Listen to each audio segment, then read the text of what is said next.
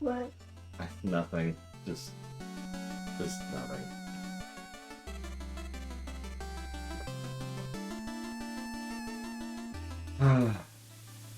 So as you can see, proof positive, 100%. I got that saved now, right there. 100% safe. No really, no arguing it, no debating it, no technically-ing it. I did that during the lunch break. But if you're paying attention, you probably noticed we didn't actually 100% play Ignite.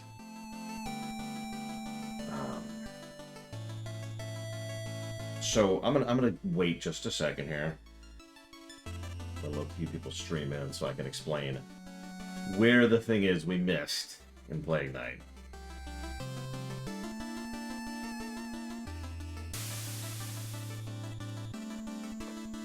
Controller, there it is.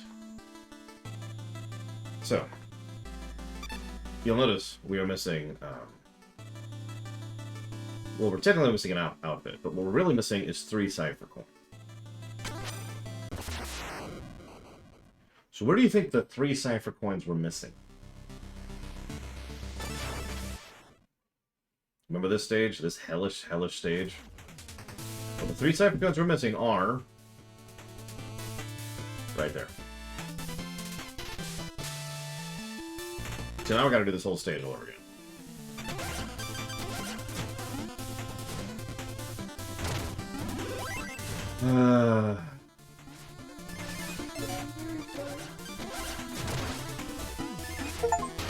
There.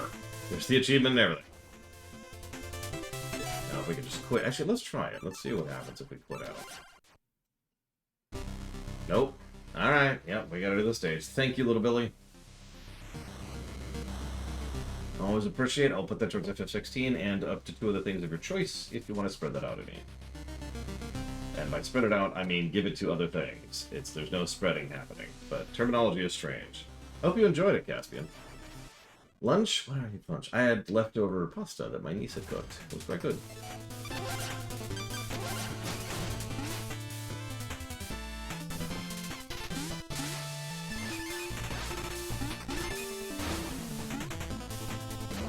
Yeah, no, it was legit. So now... Well, let's just steamroll the rest of the stupid stage, because we're done. We've gotten everything, but it's not going to save until we finish the stage, because this game was programmed by monkeys. This would probably be a good Steam Deck thing. I mean, I'm playing on a controller. Of course. What kind of crazy madman would play this on keyboard? That's when people in chat are like, I do. He was like, I play this on keyboard. Twice on Tuesdays.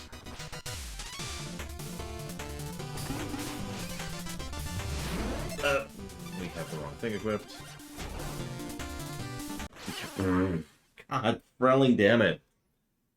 I don't care. I just need to beat the stage for the 3rd time now. In 2 days. Just to get on with it.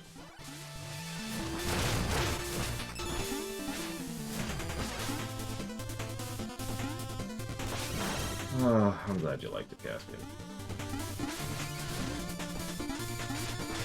I'm just ignoring the money. It does not matter. Call me Elon Musk, because I'm just burning through it. Nobody cares.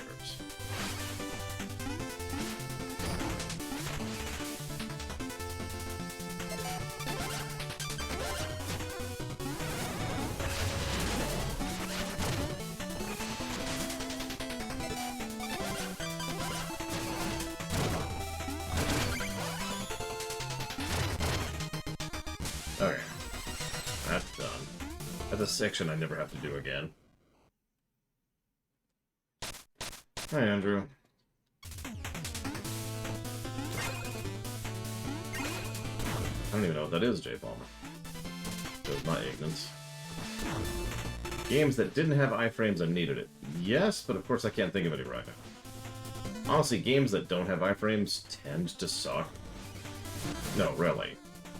The moment you take away that critical bit of player protection is the moment the game just kind of delves into nonsense immediately. Yeah, actually, you know what? Evo, that's a good example of a game that needed iframes. I feel like there were several NES games, and of course I can't think of the names of right now, where you could just get killed in a few seconds because there's no damage protection at all.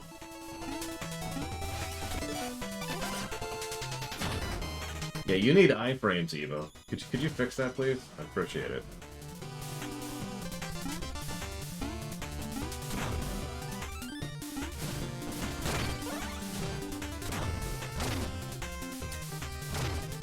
But no, Evo, The Search for Eden. It's an SNES game. I would like to say I'm enjoying the game, but at the moment I'm really pissed at the game for something I've already given the game 2 negatives for. I'm not going to give it any more negatives. Yet. I might give it 2 more negatives, is where we're currently at with that.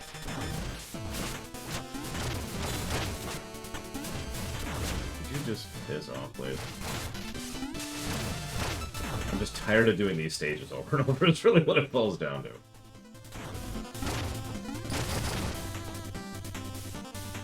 An iframe, which stands for an invulnerability frame, is the period after which someone, either you or an enemy or a boss, is hit, during which you cannot take further damage.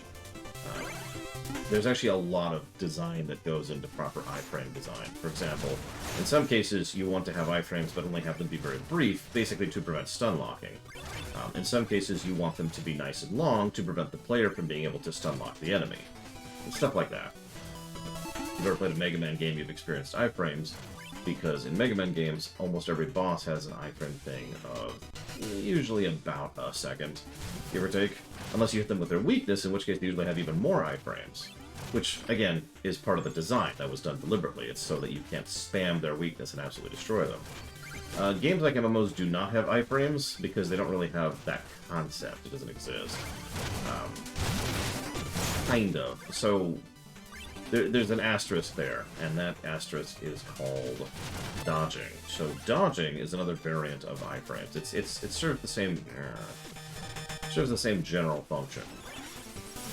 The idea is that, like in the middle of a dodge roll, you are just invincible. You're not just moving across the screen, you actually cannot be defeated. You cannot be damaged, you cannot take any damage while you're dodging. Guild Wars 2 is a good example of that. 4 and WoW do not have iframes in this manner. No, the Monk roll doesn't actually have that at all, no. There are no iframes associated with the Monk roll. Like I said, WoW doesn't have that concept at all. The closest thing WoW comes to is certain specific character abilities which actually do grant the player invulnerability for a period of time. Like, you know, the Paladin bubble, for example. Of course. I just want to be done with this stage. I'm so sick of this stage. I'm so sick of replaying this stage over and over and over again. Can we get on with it, please? I just want to get my 100% tag so I can move on with my life. It's the game's fault for not giving me this tag. Don't even feel bad. If I was to cheat this, I still wouldn't feel bad about it. I'm not going to, of course. I wouldn't feel bad. Did you, like, die? Did you just die? Thank you. Appreciate it. He was helping. He actually died. Exactly what I asked him to. I mean, could you imagine if I walk up to someone and say die and they don't? I don't know if I could live in such a world. Wait, really? Well, here, you asked me to die. No. Ugh. Did you die because I said no? Yes. The word no is secretly my kryptonite. I cannot withstand it.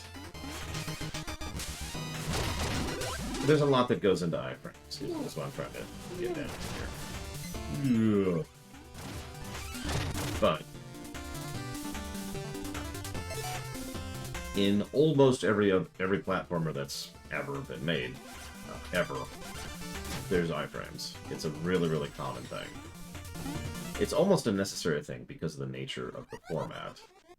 Because enemies can usually enter your hitbox, and if they do, then they can just do damage to you in, every frame that you're in there without some kind of iframes.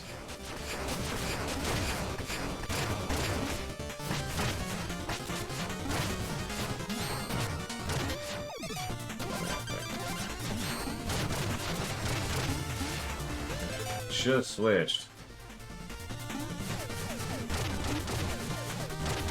You are not worth my attention, Black Knight. You are not the star of this game. You are the edgy version of Shovel Knight trying a little bit too hard to be cool. I think you know that.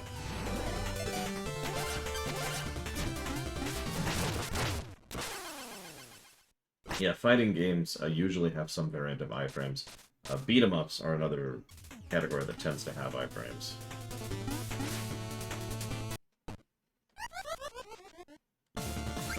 And yeah, dodge rolling in a Dark Souls game tends to have iframes, but where exactly they are varies. Not just between games, but like based on your stats, I guess is that how I want to phrase that? There is such a thing as fat rolling.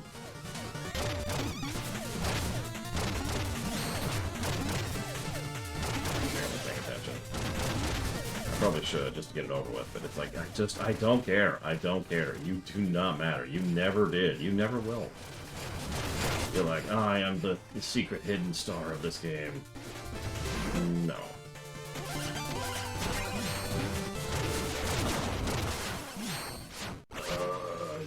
Do I like playing GTA 5 in first person? No, I'd rather not die of terribleness. Like, I can't even be sarcastic right now. That's how awful this is. I'm just sitting here dull because I'm so goddamn sick of this.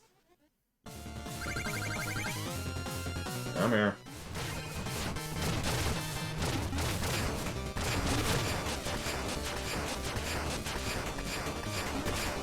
You done?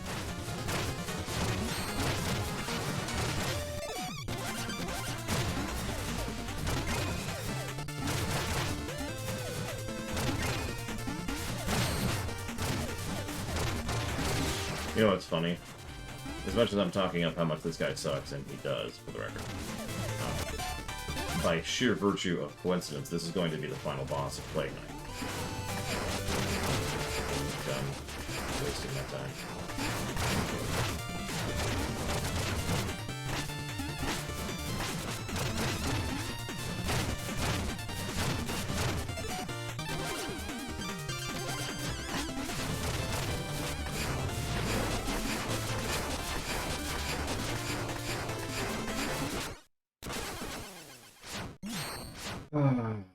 Any third-person game, I think, would be better in first person.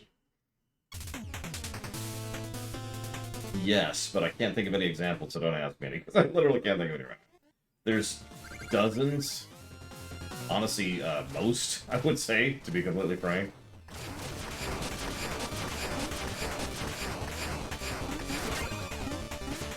Third person is one of those things that can be done very, very badly, and when it is, it almost every single time causes issues. My personal favorite is the aiming around the corner bug. Where like, I'm gonna aim around the corner. And you kind of can't because where it's aiming and where your gun is do not actually coincide with each other.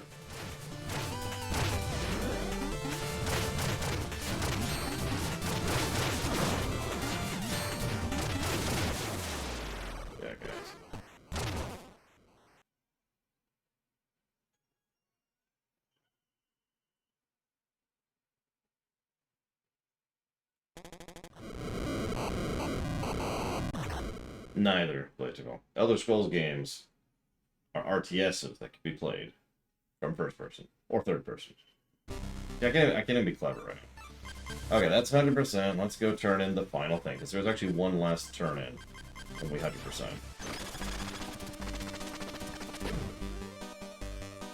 There's actually two. Mercy, what are you doing? Yeah, give me your music. Or take my music out. There, okay. So that's all that. He took it and threw it away. Yeah, I mean, yeah. It's useless to him. Why? Because it has music on it. What is it?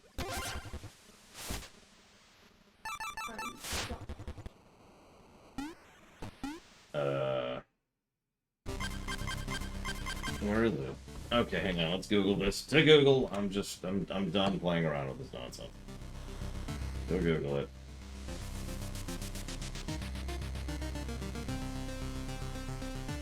If I have to go beat the game again to access this thing, I'm just gonna move on, because we did it, we're done. Oh my god.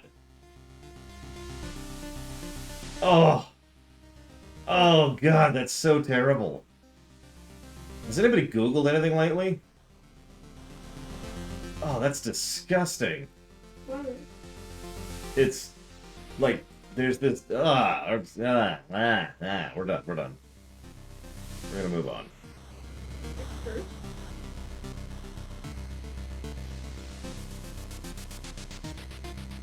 I Googled something, Crazy Horse. Ugh.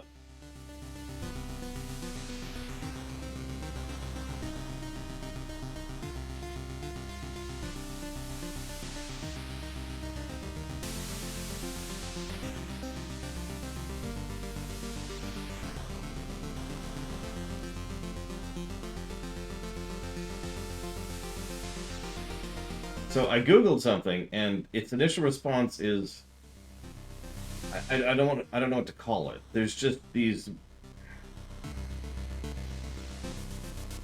mini tabs of random stuff. Like there's image tabs, there's YouTube links, there's I don't know how to describe it. It looks like the beginning of like a mobile page or something. If you scroll down, it'll get to the actual search results instead of all this recommended garbage. Ugh. Anyways.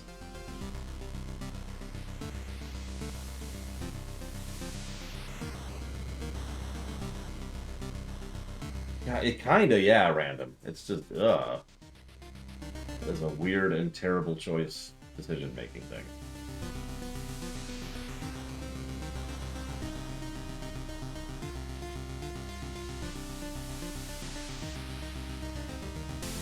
Okay.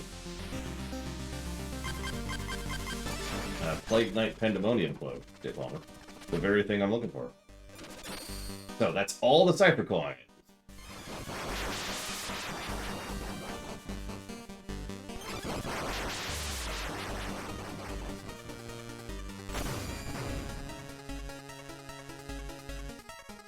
Yeah, exactly. It's like a mobile search engine, and it sucks. Anyways.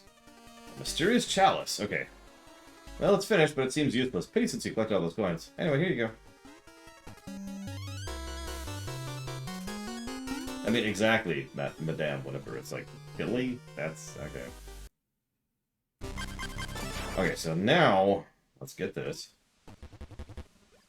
It's Pandemonium Chalice. I thought it impossible. Allow me to gaze into its swirling vortex and hold still for a moment as I grant you new power.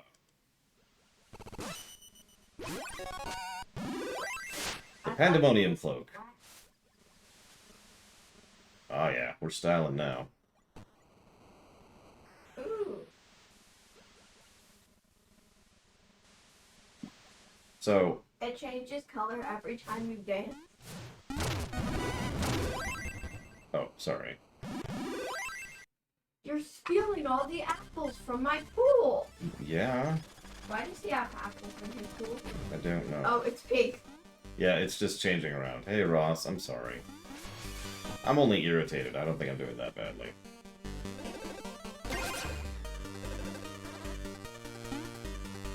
I think... I'm not sure how random it is. But I know that it's, the 100% thing, and that's all I care about. 100%ed. Okay, let's make sure to save here. Although I am curious, what does it actually do?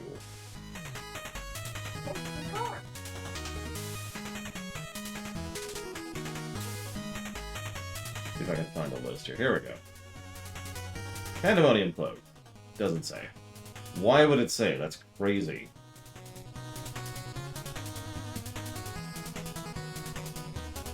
Really?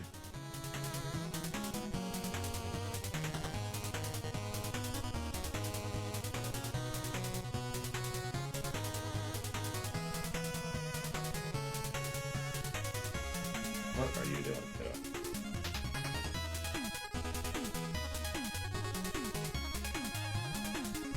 Oh, whatever. Doesn't even matter, I guess. That's whatever. Meh.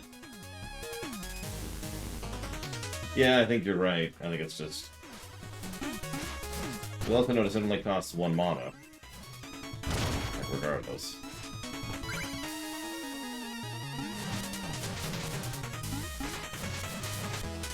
interesting. Oh god, it's changing my bombs. It's changing my bombs constantly. Look at that. Oh, that's wild. It actually bypasses the limitations of the bombs, too. Okay, this would actually be kind of fun to play with. Not gonna lie.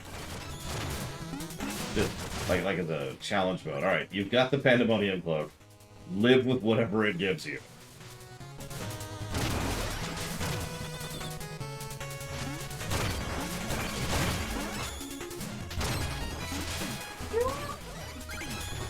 My character's just like, ah! Don't chasing me! Run! There's a dog.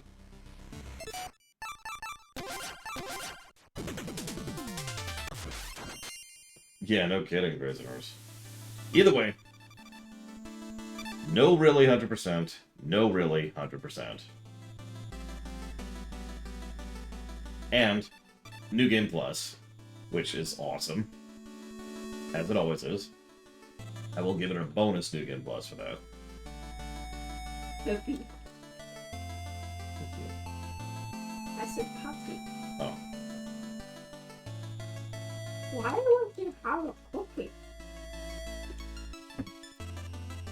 There is bad New Game Plus. The entire Tales of series. But also Final Fantasy IV on the DS. Maybe not. What are you doing? What are you doing? Could you do me a favor and check the dryer, see if it's done? And if it is, could you bring the some contents to me, please? What? Dryer, bring stuff here, please. Thank you. Okay, we did it, we did it. Let's... God, we were 8 away from that. Let's go ahead and play Spectre.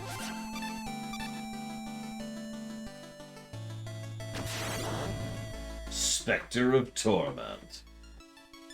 So, let's see. We've already been the Lich King, obviously, and the Runner. What would the Spectre be? So, Tales of wants you to replay the game multiple times without New Game Plus features in order to earn the points necessary to buy New Game Plus features. You have to do stuff in the game to earn the right to carry forward specific elements into New Game Plus. If it just gave you the options of what to carry forward, that would not only be good, it would be great. But instead, it's aggravating. I have actually never done a New Game Plus run proper of a Tales of game, because, like, the best time I managed, I was like, alright, okay, I'm gonna have lots of points to buy, and all I could buy was, like, gold. And that's it. It was the only thing I could carry forward, not my levels, not my abilities or my equipment or anything, just gold. And I'm like, okay, that's not worth my perfect time. And I've sort of hated it ever since. And I keep thinking, you know, maybe I'm just wrong and dumb and stupid. Maybe my memories are vague, or maybe they've changed the game design since then. And then we played Tales of Arise just a few months ago, and nope, still the exact same system.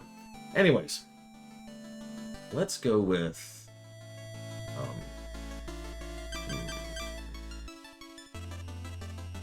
How's that even possible, Crazy Norse? Like, can you think of a hypothetical there? I don't know what to call myself. Screw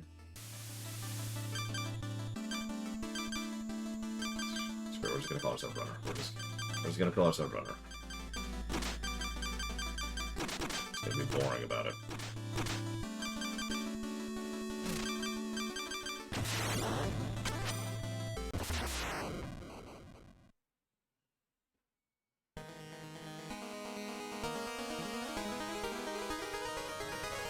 Long ago, the lands were untamed and roamed by legendary adventurers.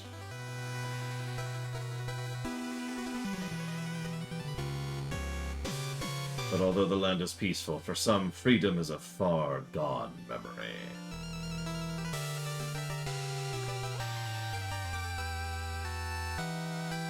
Spectre Knight, servant to the Enchantress, has been given a harrowing task.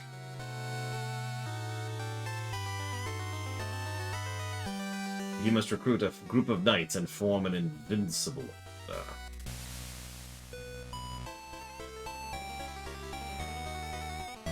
With each member gained, a treasure keepsake grows in power.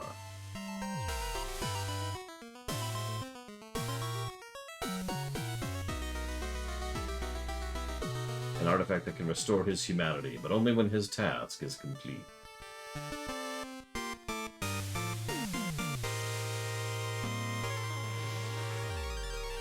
Now he leaves the confines of the Tower of Fate. It's time for the Reaper to pursue his quarry. So, this is set before the other two games. As is obvious, I suppose. And, completely different game. Also, note, the game lets you just sit here and pose for as long as you want to on any stage. Different music, too. So, we get to talk about game design again. It's been a minute because we were playing as Plague Knight. Literally, the first thing we encounter is this. Now, most players, they walk into this and they try a double jump. It doesn't work, of course, because you don't have a double jump. They try to slice. They're trapped here, they're stuck here, there is no progression until you, probably accidentally, run up against the wall. So that's our first new mechanic, also brilliantly tutorialized, as always. And notice the second thing, just to make sure you're paying attention, is a backwards wall jump run, which also happens to have items on it. Next thing we encounter, wall surfaces we cannot run on. Very clearly visually distinct. We know immediately what we can move through and what we can't.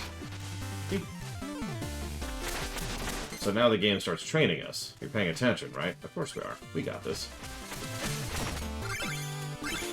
So this game has already been scoring pretty well, but this is when the positives are going to start actually happening. No really style.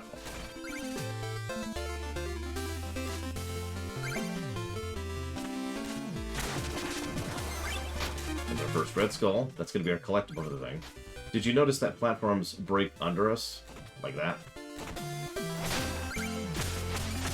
There's another gimmick that they're going to tutorialize in just a moment here. Which is this one.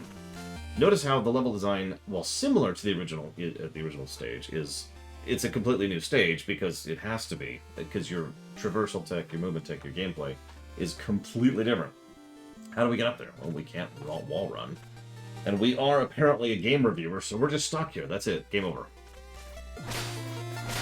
So this is our other new mechanic. This is bloody brilliant. I cannot overpraise this. This enables us so much fluidity of movement. It's actually kind of bonkers to think about. And the fact that it's got that little slice thing showing in an animated format exactly where you're going to be going, that's great. And as you can see, you can control it. And if you're fast enough, you can repeat it pretty much forever. That's awesome. So we've got the wall run, we've got the ground break, and we've got this new mechanic. We start combining them pretty quickly. Notice that you can do it to enemies, too. We haven't actually been tutorialized that yet, but that is something we can do. And, well, let's just say that we're a bit of a berserker, just like Plague Knight was. No, you can only do it in the first one, Yura, sadly. So notice the way this room is laid out. This is, believe it or not, the room where they tutorialize the fact that you can do that to enemies. Why? Because you have to use this swing to get across this jump, which means you're going to be in the air, which means when you start to come down, you will see the slice which showed up on the enemy when you're coming down.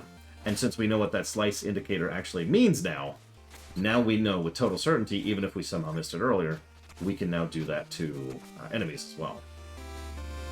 Wonderful level design. Also, you notice the graphics seem the same. They're actually not. There's been some refinements on some of the palette and some of the specifics, which we'll talk more about later, of course. Similar tile set, but the actual graphics are different. That's what I'm trying to say.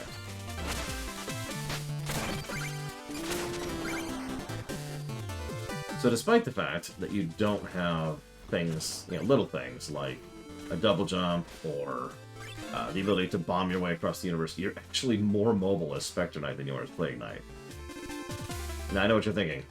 Is each of these characters going to be more mobile than the previous ones? No, we kind of cap with this one. But King Knight will be as mobile as this, because King Knight, well, we'll talk about him when we get there. Also notice that Spectre Knight, by virtue of how he interacts with this kind of stuff, kind of encourages you to be a little bit more precise about how you do some of your maneuvering, which is Spectre Knight in a nutshell. Whereas Plague Knight was all about just wildly, rampantly flying around completely out of control, Spectre Knight is precision. You're supposed to be a calculating killer.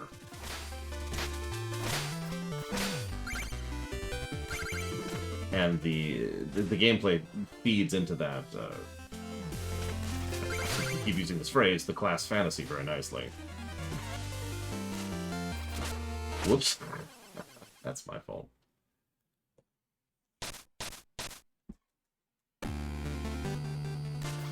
And yeah, I absolutely want Evo, the professional artist's thought on the visuals of this and the next stage, or excuse me, the next game, because they're going to start actually being different stages. I do want my money back for what I'm doing.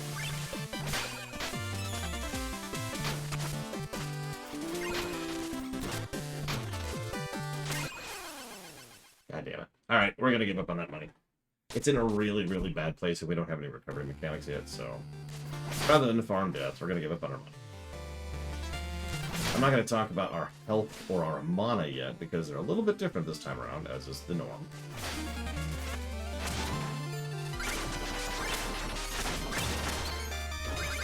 You'll notice, however, enemies give us mana, which doesn't matter yet, but well, we'll get there. Oh yeah, and of course the music is different. Most of these are remixes of the original songs, but they are still new songs, and therefore we can now start giving more music positives, finally. All of the music in Plague Knight, with the exception of like 3 songs, was the same as the original.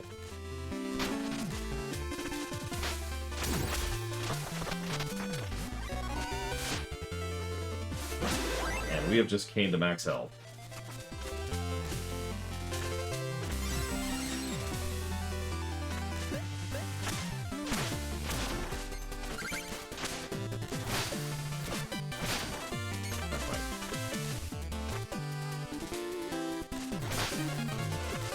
Did you notice that, by the way? I did that very much on purpose. So we were just talking about iframes. You actually get a few iframes when doing your dash. It's necessary. Otherwise you'd get damaged while going through the enemy. So you can actually use your attacks in order to defend, which, honestly, I always love it when a game allows you to have an action in order to serve as a defensive thing. In MMO terms, active mitigation other than passive mitigation.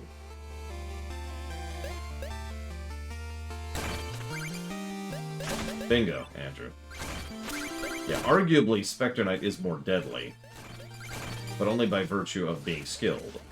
Which is funny, because if you're paying attention, it takes a skilled hand to play as Plague Knight, which I was proving by virtue of not being that.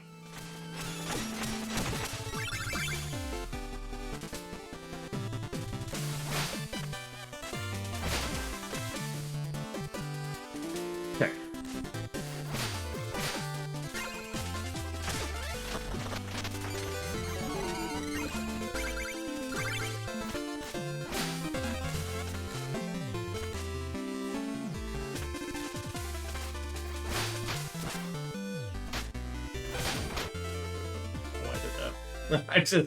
I was irritated at him.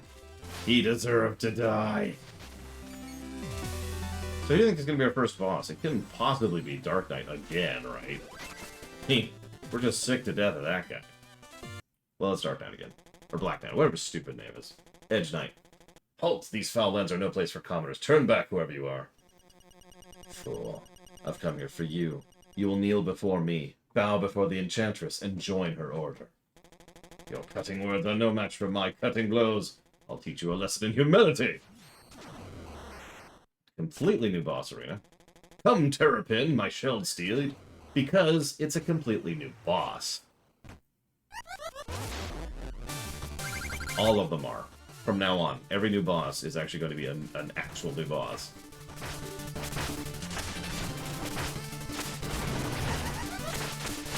I like his mouth.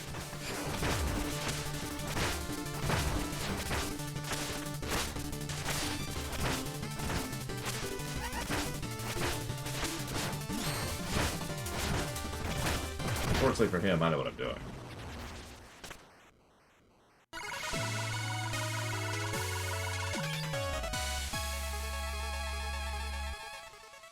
Hi, Lieutenant Leroy. Fighting style. Could it be Donovan? But you were claimed by the tower. The tower grows in power each moment. The Enchantress has plans for you, and will grant you what you desire.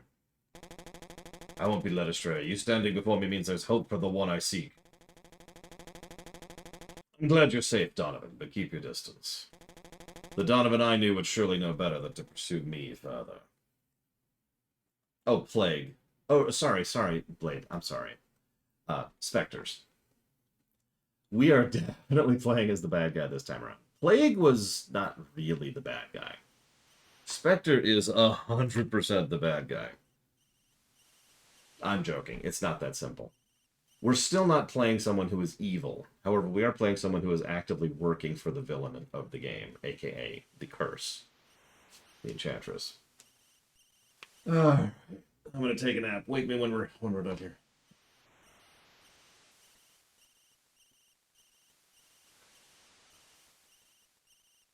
And so does the locket look familiar?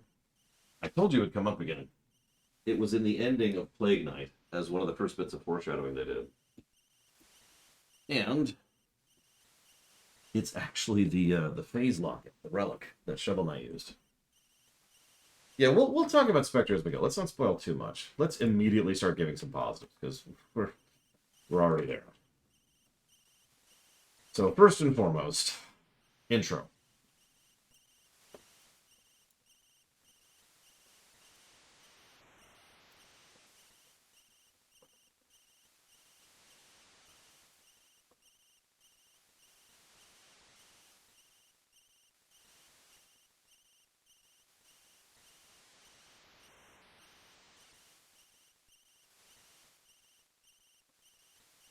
So, if it's not obvious, you have to actually hit the button to progress here. So, you've returned. I assume Black Knight has joined our ranks. Neither words nor sight had any effect. The fool persisted in some fruitless quest. Indeed, it seems I'm dealing only with fools here. Was I a fool to trust you?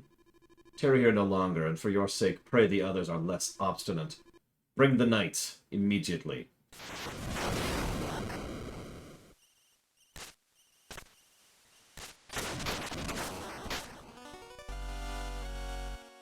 So, did you know you could skate in this game?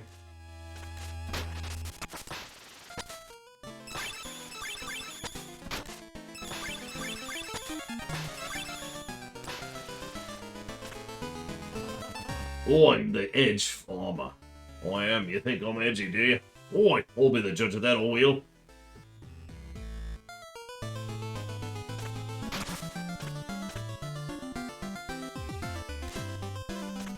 So, as you can see, we get access to our hub immediately this time around. But because we're in the tower, you know, the last dungeon, we, all of our henge people and NPCs and all that are, the enemies that we've been fighting throughout the previous two games.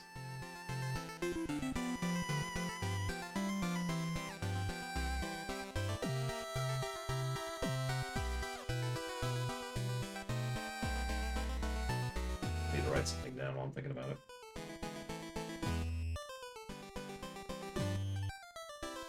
So here's Red Boy. My beloved, my betrothed, my heart breaks, for her red skull lies misplaced. Oh, to see her crimson face once more. If you should happen upon a red skull, even 100 of them, I beg you, please bring them all to me. In a past life I hunted curios, but I'd trade them all away just to see my love again. Surely these would interest you. So you can spend red skulls directly in order to buy upgrades. This is, as usual, our kit, our items, and as usual, they're all awesome. I say as usual. From Plague Knight on, they're all awesome.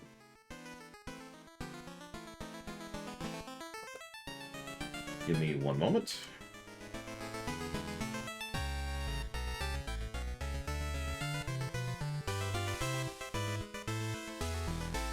Thank you, Papa Ninks, very, very much. I will jot that down for a contradiction, Arkham Origins, and Overlord. So we're going to grab the heal, of course. This curio is well guarded. While I can lead you there, you'll have to battle your way out. So each of the curios you grab comes with a level, a mini level, to tutorialize its usage. But seeing the curse has been placed here, I'm afraid your scythe will be of no use. Sorry, I can't tell you why. It's an ancient skeleton secret. We'll regroup ahead. Tread carefully. So we're very low on health. I can review that. So now we can turn darkness into health. As you can see, it's kind of a mobile thing there. And there's just a bunch of damage in our way, but that's okay, because we're good. Excellent!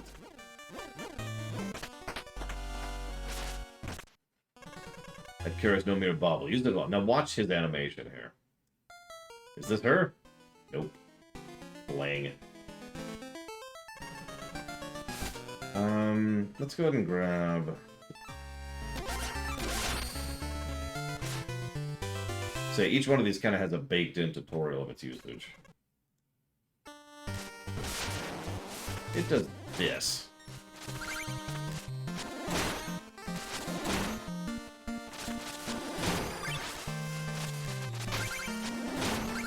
You'll notice, by the way, that magic homes in from a decent distance when you need it.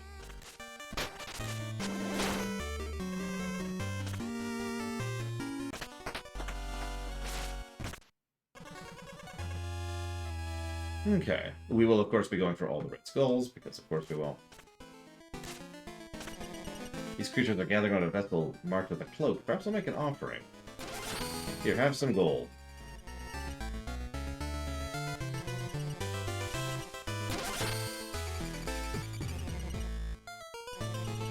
So we can keep giving gold. And now they become... whatever this thing is. State your business, abomination. Who are you? We are Manny. Get it? We like your gold. We like your cloak. Touch it, new powers, yes. We cloak you in darkness. So this is where we get our cloaks. Obviously, that's the best one. The purely cosmetic one. So, lose will and darkness instead of perishing in pits and spikes.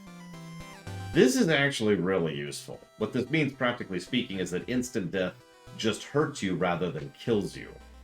A feature that, frankly, should probably just be an option rather than armor. This one allows us to grind on spikes and surfaces, as if they were rails, like I was showing off earlier with the skating. This one allows us to do a big ol' charge strike, and this one allows us to destroy checkpoints, which will lower our max health, but boost attack and regenerate darkness until you die. In other words, that'll carry across levels. Naturally, we can't afford anything right now, so we're just gonna move on. Yeah, we can afford that pretty much right now. Okay, so we're gonna afford that immediately. And yeah, it's even snazzy colors, so that's nice. Oh, hey, Specty, welcome back. If you're missing any wisp chests, I can summon their contents here. But, you know, supplies, I need gold. It isn't cheap to summon a wisp. I got nothing to sell you. You're so meticulous. Darkness Whisper and Clockwork Tower, Explodium with a Lich Warrior. Any other wisp, you'll find a Willful Wisp. Thanks. So, someone asked if the enemies go down as we go through the stages, as other people kill them. No, this happens before the other two games. So actually, the number of enemies will go up as we recruit people. Sure is drafty here, but I still carry on. Just a joke, you know, while scavenging for customers. He's a vulture.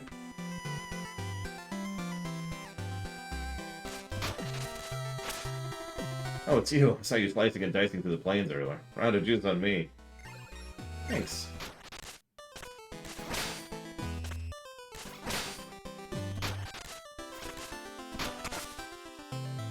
We've already been up here.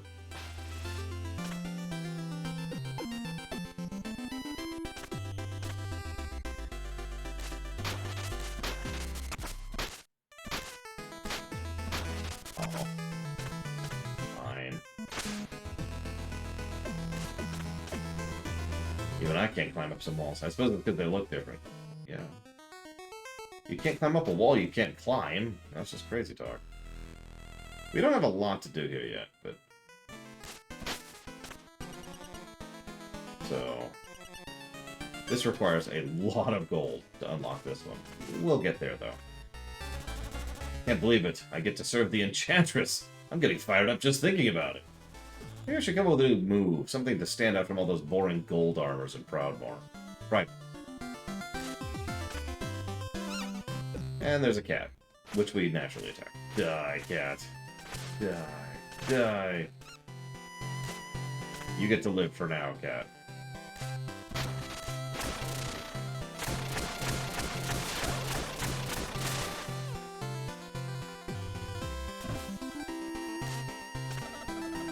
Brine Blight and Fire's Bright, your feet are laid bare. We've died twice. Thank you, Bewitched Mirror. I'm not a mirror! So, you're probably wondering what these are. Oh. Okay. Oh, again.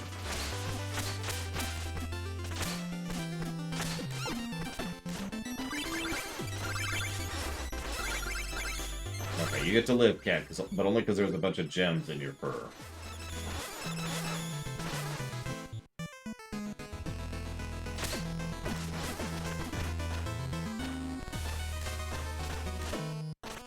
Okay, I think that's all we can do for the moment. Hail, Lord Spectre Knight. Glory to the Enchantress. She has entrusted me to operate this dark portal. So we don't actually have an overworld. We have a stage select. Which is similar, but not quite the same. It also means we can do any stage in any order.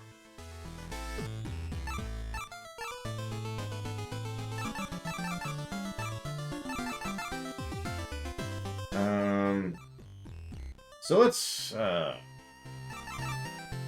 it's Mega Man style, exactly. They finally embraced their Mega Man roots. The next game will have more overworld, but we'll get there when we get there. So let's do this as if we were doing this the old way. So King Knight first. Actually, hang on, sorry. You can also hit this button. King Knight looks over his Pridemoor from his castle, but his renovations appear to have stalled. And... okay, so let's do it.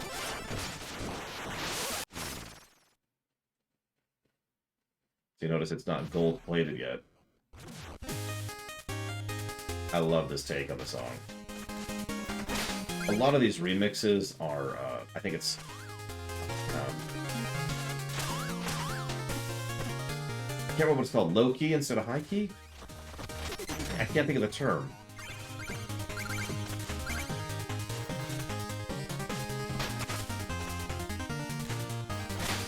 Either way, you'll notice how the stage... minor key, thank you, minor key instead of major key. That's what I was trying to say. But you notice how the stages are, again, immediately different, so we can actually judge the stage design again. I know I've said that before, but I'm just so excited to actually judge the gameplay again. I probably shouldn't have played through playing that, if I'm being honest.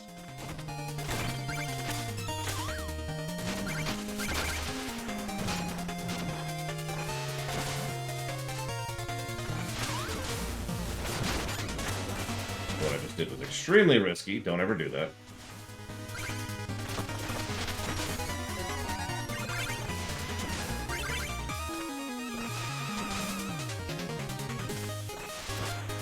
Notice how there's always some kind of unique thing, some tiling per stage, that prevents you from climbing up walls in that particular stage. In this case, it's the banisters.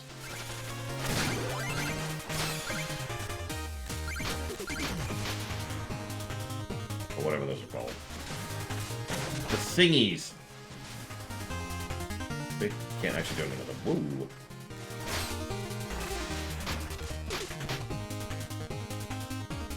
I mean, probably creates the doors. Yeah, come on, boy. Pay attention. So,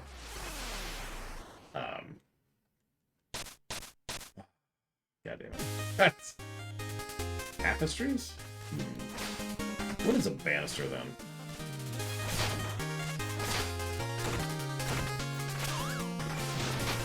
Wall carpets. I mean, it's valid. But they are.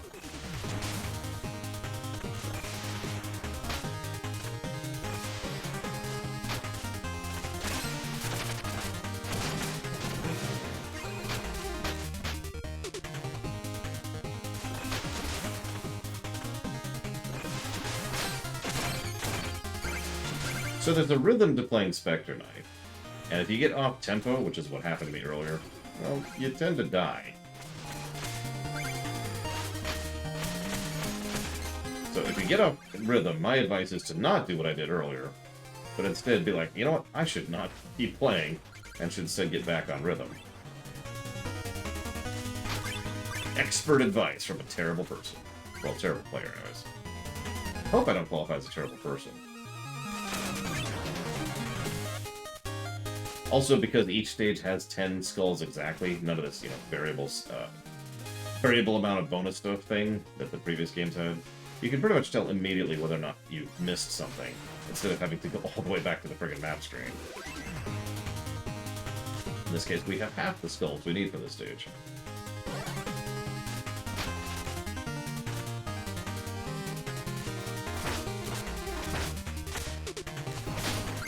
Yeah, don't listen to terrible advice either. That's my advice.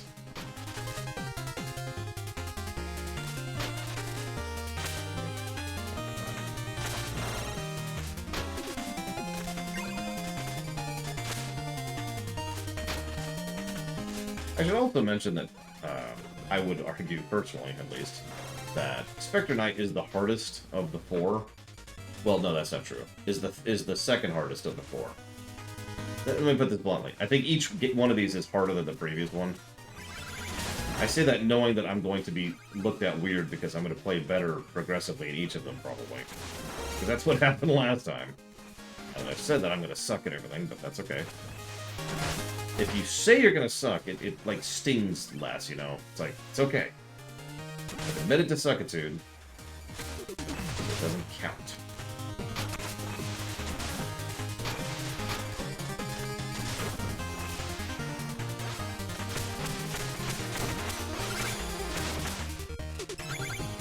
Notice how even the enemy design is informed towards the kind of person we're playing as now.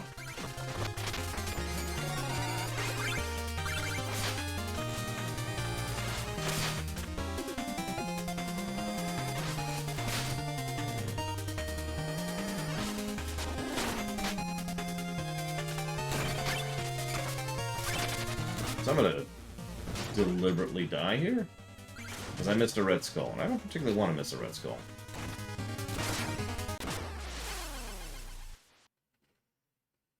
I mean, you are absolutely correct. I definitely do have that problem, Leitibal. I call that the Karazhan problem. For those of you who've played World of Warcraft, that probably makes perfect sense. For those of you who haven't, allow me to explain. So, let's say you're playing a video game. It's called World of Warcraft. It's a good game. Congrats. And you're doing a raid called Karazhan. Karazhan is an easy raid. It's literally considered to be a tutorial raid for people to get used to raiding and, you know, get into the raiding scene. Cool. So what happens when you get a bunch of skilled and experienced players doing Karazhan? Well, what you'd think would happen is you just crush it, but no, actually what tends to happen is you wipe a bunch and die to stupid things. The reason why is simple. It's because it's easy, and so people try less. They put less effort into it.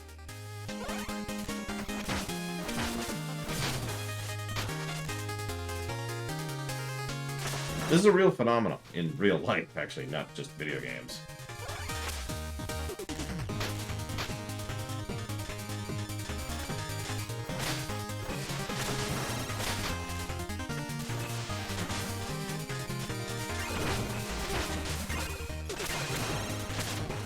Oh, and obviously, because movement is so much more opened up for Spectre Knight, the range at which you can hit is huge, and so most of the level design naturally informs that. Let's try it again. Oh, okay.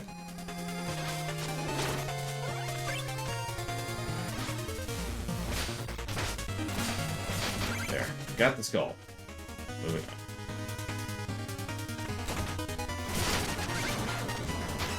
All I'm saying, Yura, is that it's the easiest thing in the known universe.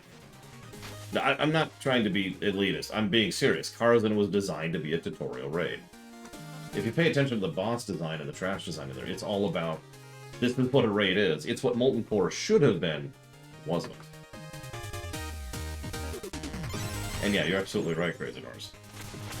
The worst run you will ever do is after you've successfully done it the first time. Oh my god. Hang on.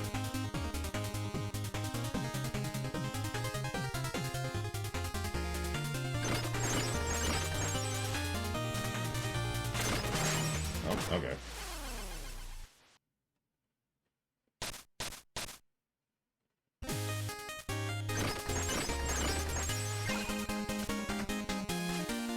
There we go.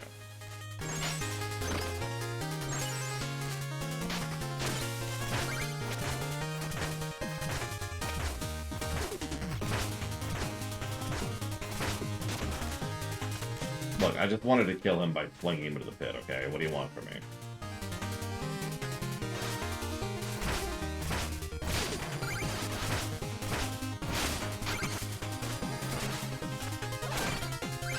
So if you're paying attention, the reason why it was sometimes killing and sometimes not killing me is because it's not free.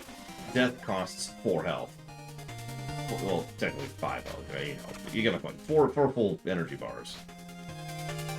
So if you have less than 4, well, then you just die.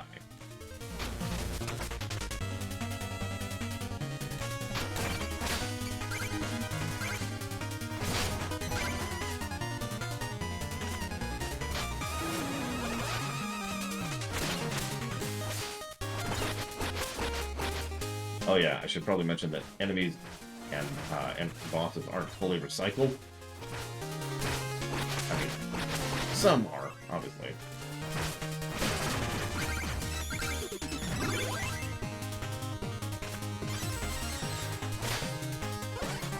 I don't know what King Knight sees in these stupid things. Permanent health upgrade. Also notice there's a bit less of an emphasis on hidden areas. I think that's... I don't know. I feel like it adds to the different tone, because you're not really here to explore or adventure. You're here to recruit bad guys for your bad guy troop. That is the goal here. I think it kind of fits. I don't know. I could be reading too much into it on that one, but it is interesting to know. The only real collectible we have are the Red Skulls.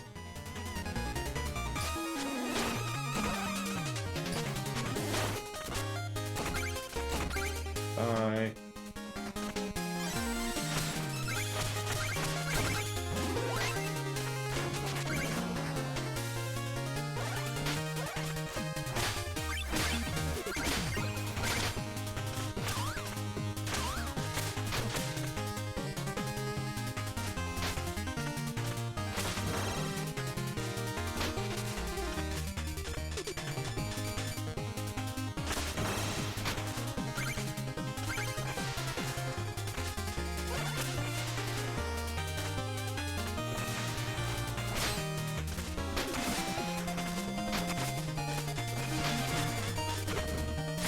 Ooh.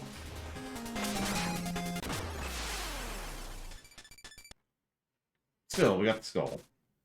That was the important part. We actually now have all the skulls, so we have 100% at this stage. Now we're going to beat it.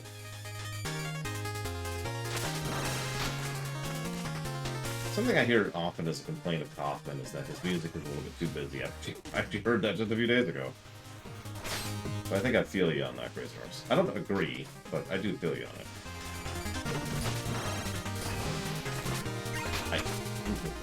Okay. I'm not gonna make that. There's no way. Never mind. Local streamer has no idea what he's talking about. Film at 11.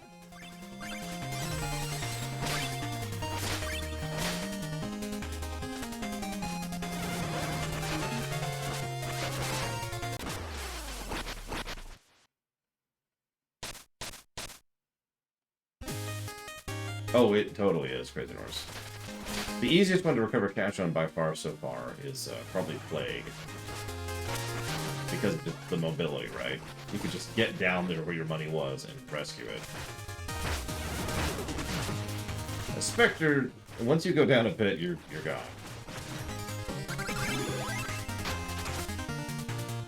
Boss time.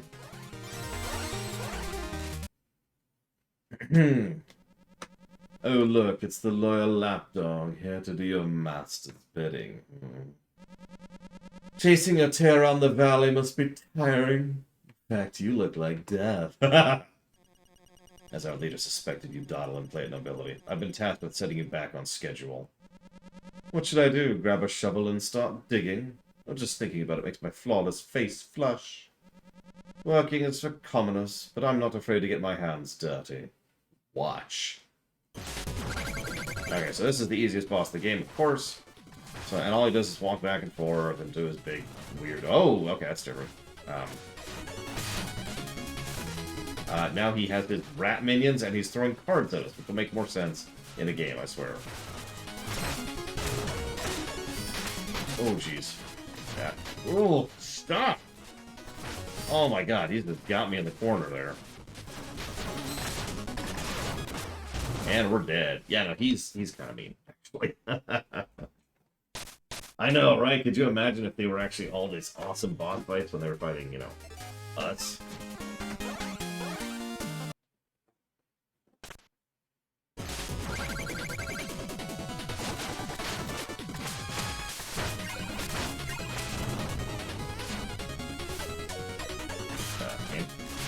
Strange.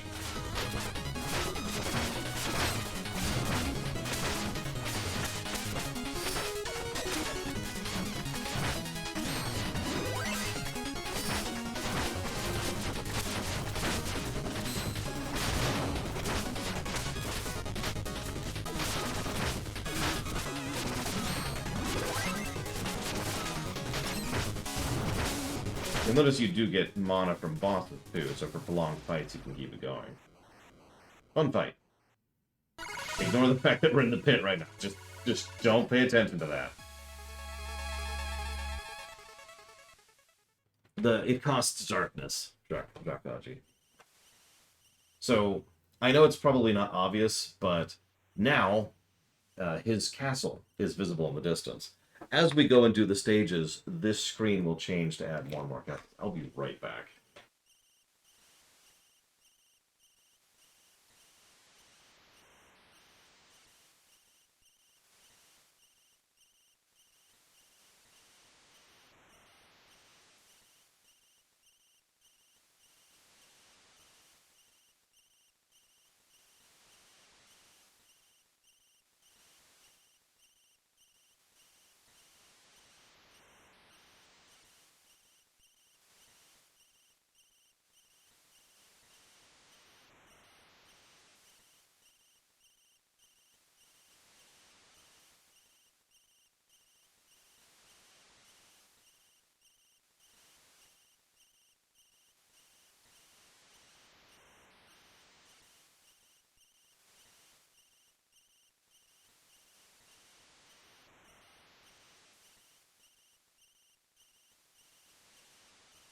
Oh yeah, no, the brickwork has taken a huge step up. And just everything has. This I've always liked Shovel Knight, but Spectre Knight is specifically when the game really started to impress me.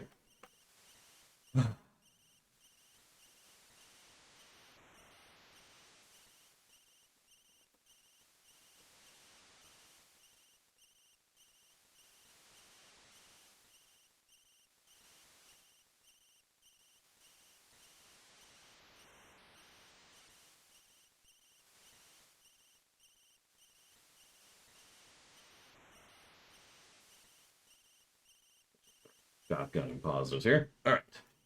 Moving on.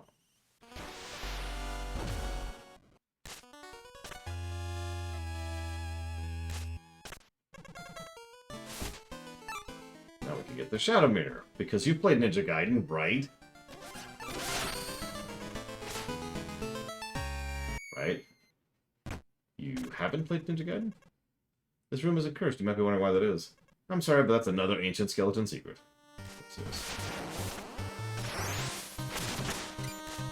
Look, it's even the same color.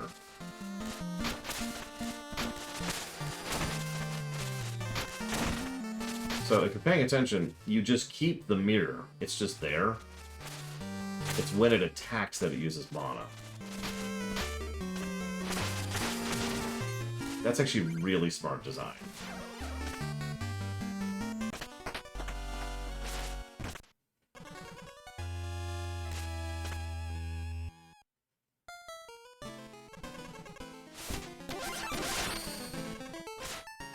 Now, this curio sucks and you'll never see me really use it.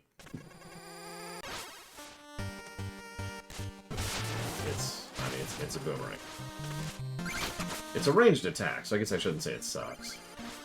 Okay, this is what the curse looks like, by the way.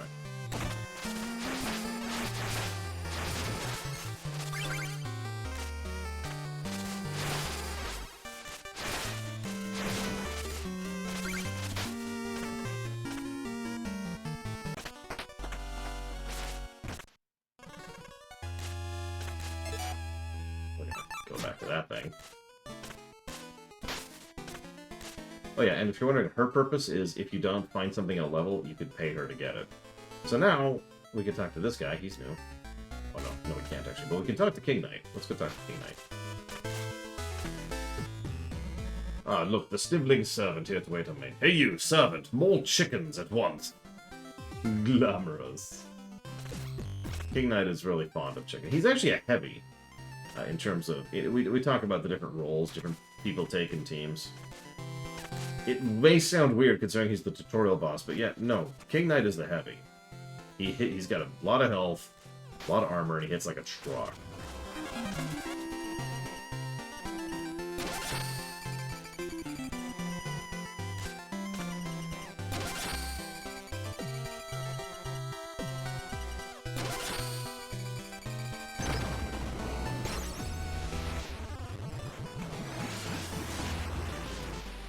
Maybe Legion.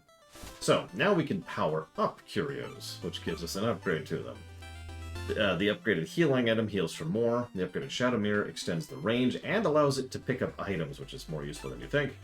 The Boomerang allows it to pass through objects and recover gold.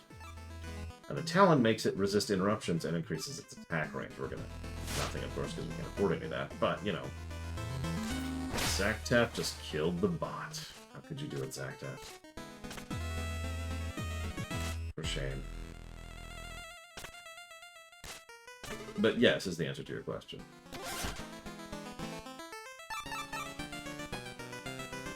One moment, please. I've got to jot down so many notes. Hang on a second.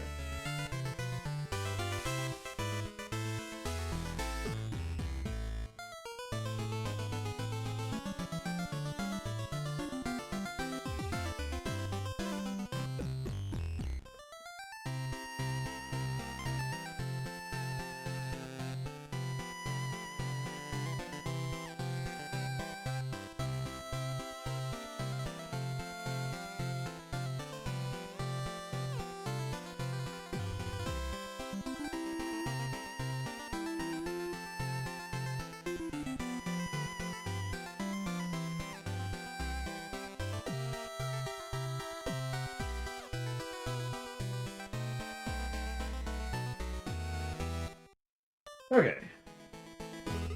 Can the Mad Alchemist Plague Knight be bent to our cause? His potions would be a boon if he could be tamed. Let's do it. Let's go meet ourselves.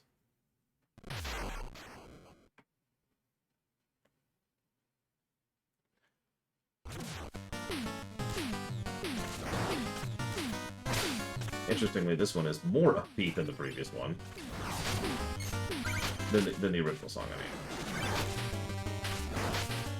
Good luck taming the frickin' Plague. Oh yeah, so that's a tutorialization, if you were paying attention.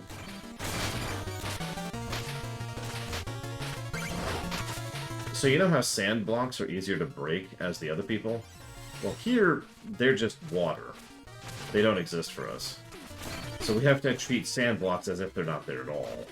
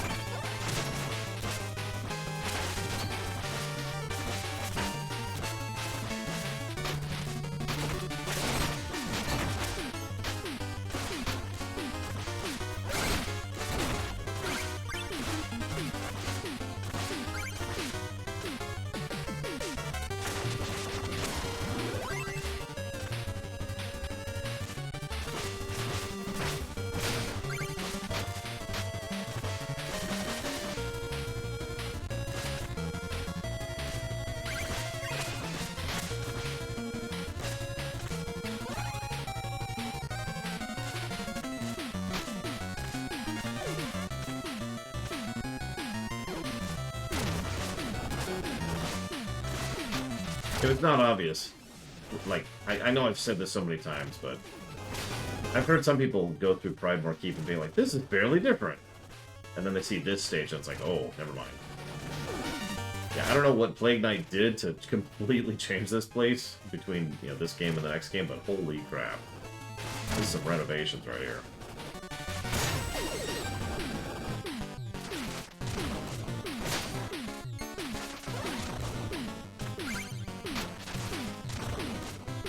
Okay.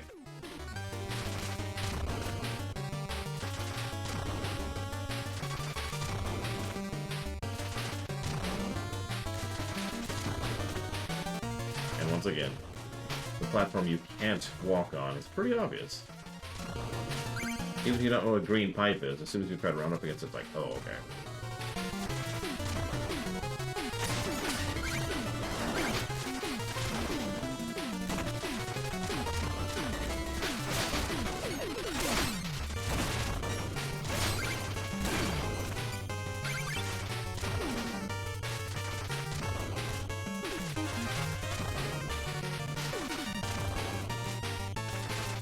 Ugh.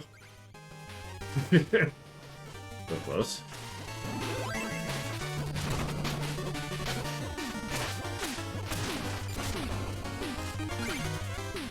If you're paying attention, the stage density has also gone up.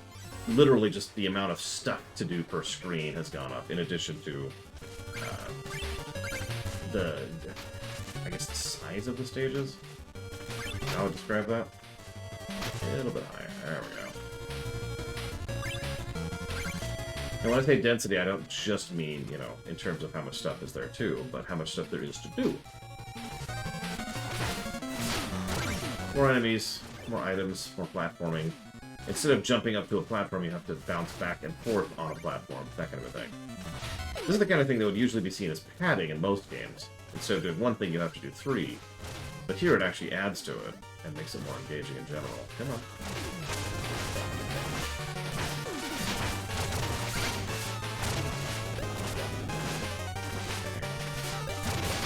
There we go. So, you can be hit while healing, by the way. The Dark Souls approach.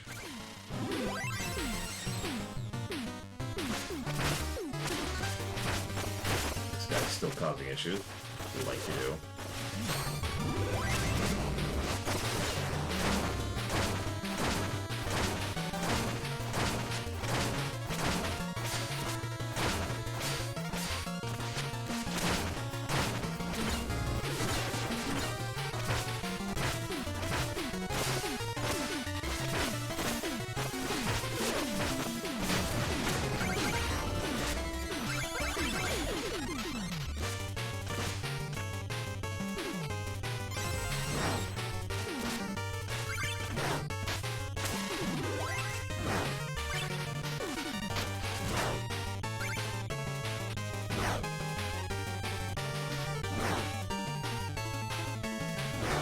I mean, that's kind of terrible usually, okay?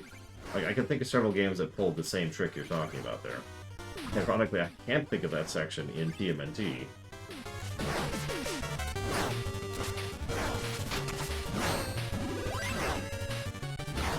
Just discard this soul now that I'm done eating it.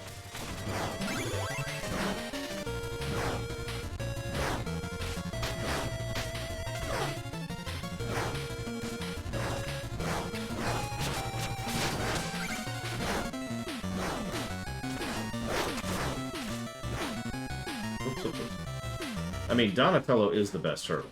We all know this. But, having said that, that's not really true, is it? There's a horrible truth that most Teenage Mutant Ninja Turtle fans don't really seem willing to accept, and that's that Raphael is the best characterized character on the TMNTs. He may not be a character you like, and that's totally fine. I don't like him either. But he's the one who gets the characterization, because most of the time the others don't get any. Michelangelo parties, Donatello's a geek. Leo is there. Raphael is the one where all the story arcs revolve around. You ever notice that? It's weird.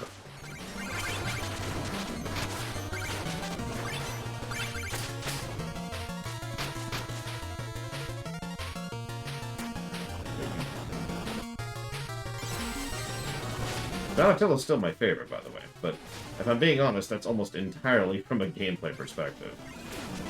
Because he's got the frickin' bow, which I'm biased about because A, I like range, and B, I actually have used a bow in real life. It's a lot of fun. It's a great weapon.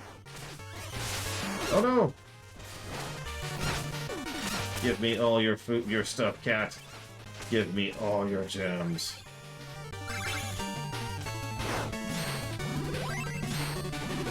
And we now have all of the skulls for this stage. 100%. Listen, Ross, I'm sure Leo exists. Maybe. I'm not actually sure about that. He's there, okay? That's all I'm willing to acquiesce to. No, you're absolutely right, Crazy Horse. I mean, there's a reason Venom took off so much compared to a lot of other Spider-Man villains back in the day. It's also worth noting that just because you have screen time does not automatically give you, well, anything good. More screen time does not equal better character. If you want an example of that, look at Tyrande Whisperwind.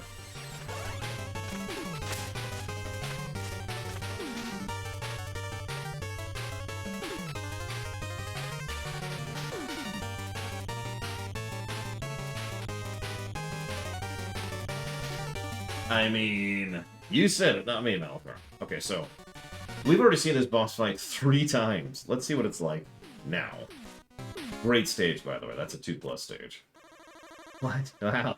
Someone called you Embalmer. This one's past its prime. Ugh. What have you been doing here? Show yourself. I've come to offer you the position of court alchemist to the Enchantress. Join us in her army of invincible knights. Oh, you don't say. Sounds important. Invisible knights. Tell me more. You are clearly not paying attention. Perhaps my scythe will get through to you.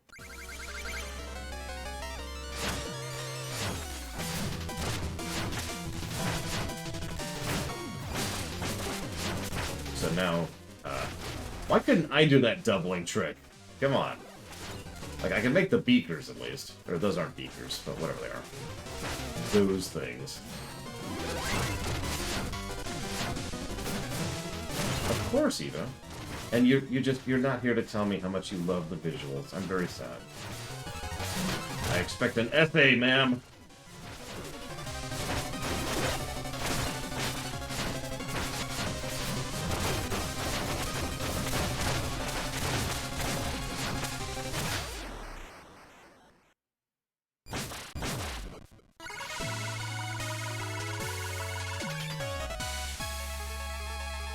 You don't actually have to give me an essay. I do legitimately want your thoughts on the hub's visuals, which unfortunately have to wait a minute because I'm pretty sure we're about to do a flashback sequence. And I am correct.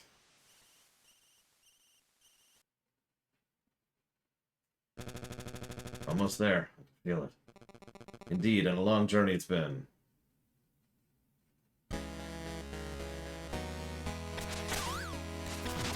Completely different background. Same general gameplay style, though. H-U-B. B as in boy. And we're dead. Whoops. Yeah, we're playing as Barham and Clyde for this section. That's barely a joke.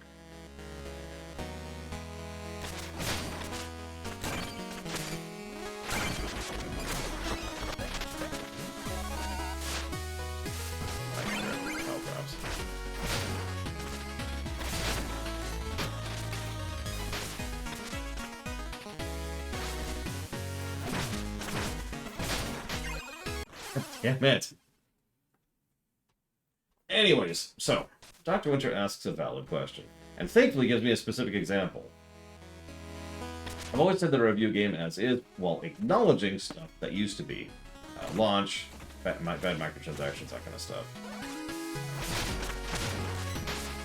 Fallout 3. We will be reviewing Fallout 3 for the BRPG block, so this is relevant, obviously. There we go. Ooh. I was having issues. So, do we count the original ending and its original intent when it comes to that review? It's a really good question. So let me start by saying I don't know. That is a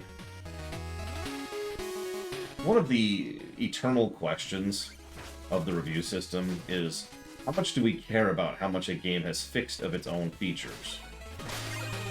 I'll use a direct example of that isn't Fallout 3, although Fallout 3 counts. The Pixel remasters on console have taken several elements of the games that honestly kind of sucked, and improved or, why not, removed them from being consideration. So all of a sudden, those elements which were terrible are now not terrible, or indeed could even be good. Does that count as still being bad because the original design is there? Or was there?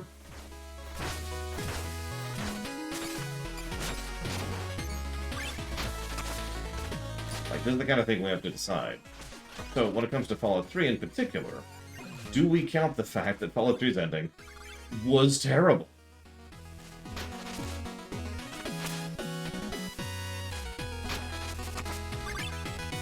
And it was. Let's say we stop here for the night. Look familiar, by the way. As a father, I'm worried about him. Do you think the amulet will truly protect him from all harm? Your boy has much to learn about the world, certainly, but if this trinket is as powerful as they say, I can only hope the legends hold true. Don't worry, we won't be leaving empty-handed. Come now, let's rest, and tomorrow we will find out for ourselves. End flashback.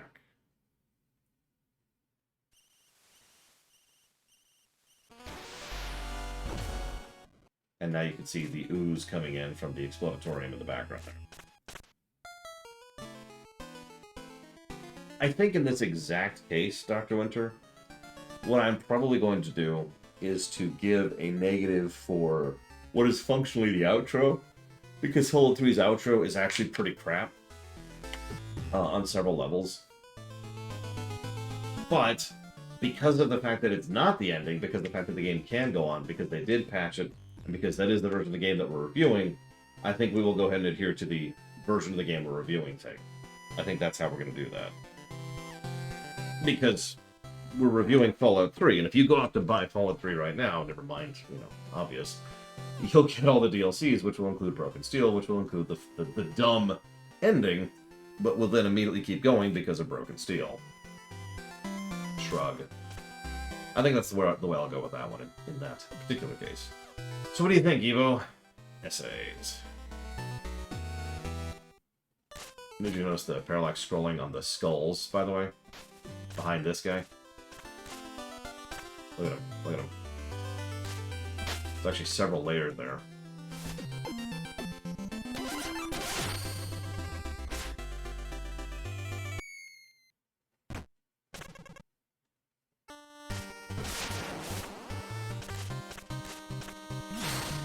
Frankly, I think the backgrounds have gotten better in general, but then again, I also think the foregrounds have. What the hell do I know?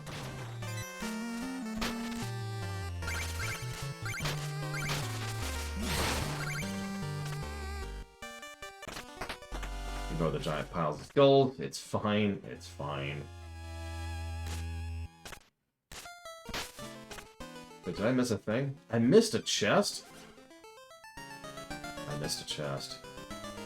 How many negatives did Diablo 3 not get due to the fact... I mean, that's valid, Blade Joel. That's absolutely true.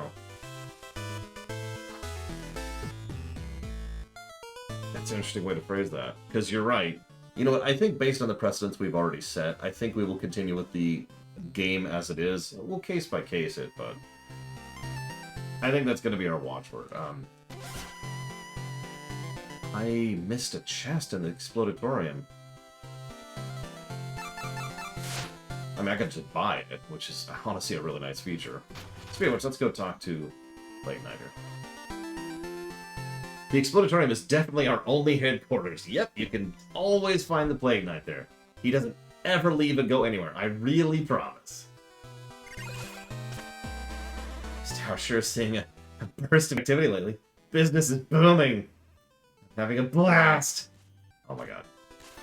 Just stop. Just stop. Also, so now we've got this guy from King Knight and this guy from Plague Knight.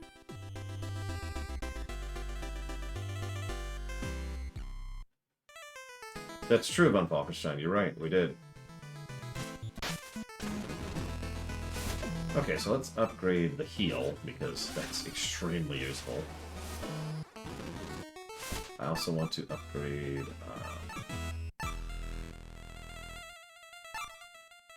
we'll go with this. And because I don't like backtracking, we're gonna go ahead and buy the wisp thing I missed. I don't know where I found it. More mana, more problems. I think the original ending was better or worse.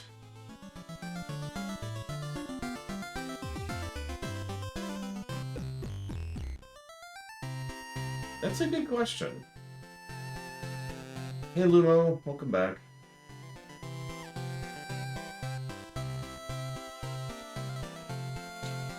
Honestly,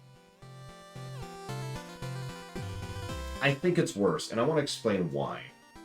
Because the measuring stick I always use when it comes to endings is the NES. Because NES games barely had endings, right?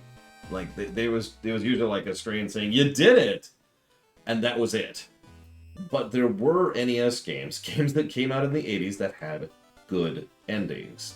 They may not have been extensive or lengthy or whatever, but they were satisfying, right? Super Mario Bros. 3, Ninja Gaiden, several Mega Man games. Most of the Mega Man games, right? So it's what I'm trying to say is it's possible to have a satisfying ending, even if it's simple. When you have the original Mass Effect 3 ending, what you have is a Dark Souls ending. Yeah, exactly, Euro. Yeah, the original Super Mario Bros. 1 ending wasn't bad. We probably won't give a negative for it. It wasn't good, but it wasn't bad. But you get my point. When you have an ending that's so... Look, I'm sorry, okay, Dark Souls endings have always sucked. Kingsfield 4, Dark Souls 2, Dark Souls 3, Sekiro, and Elden Ring have all... Oh, and Bloodborne have all had Dark Souls endings. I don't know what else to call it. They're vacuous. And it is the absence that kind of makes them worse. It's like...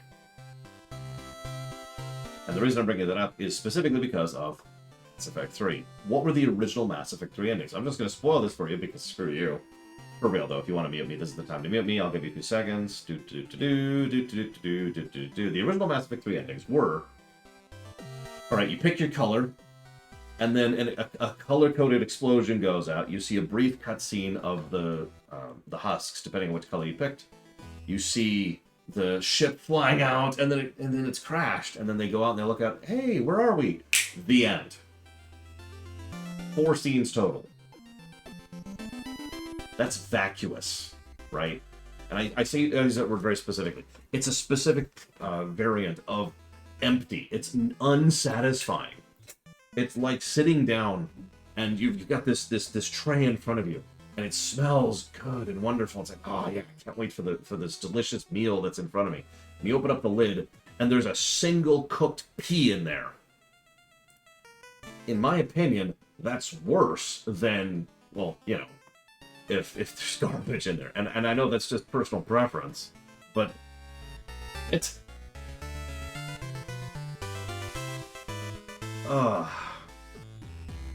Yeah, I know, right, Kay? You're right. I mean, it's not like the new endings were good. It's just... I would actually agree, Lumo. At least in part because we have put so much of ourselves into the game in question. We want more of a satisfying ending because we've earned it. We did that.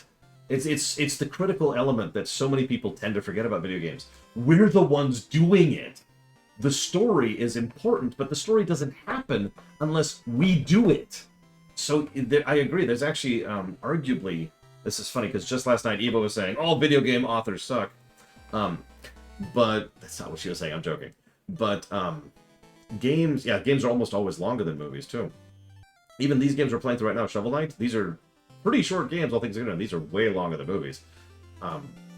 It's so important. The requirement on the story axis is arguably worse. Worse is the wrong word. Heavier, more difficult on a video game than it is on a non-interactive medium. My opinion. Anyway, sorry. Apologies for going way off topic there. Moving on. 100%, 100%, 100%. Cool. Let's do Polar Knight. And yeah, game exactly. By default, games infer investment. Okay, so what's his deal? Why are we going after Polar Knight? Give me info. A frozen wasteland, a ruined ship, twisted scaffolding, and Polar Knight. The very idea gives me chills.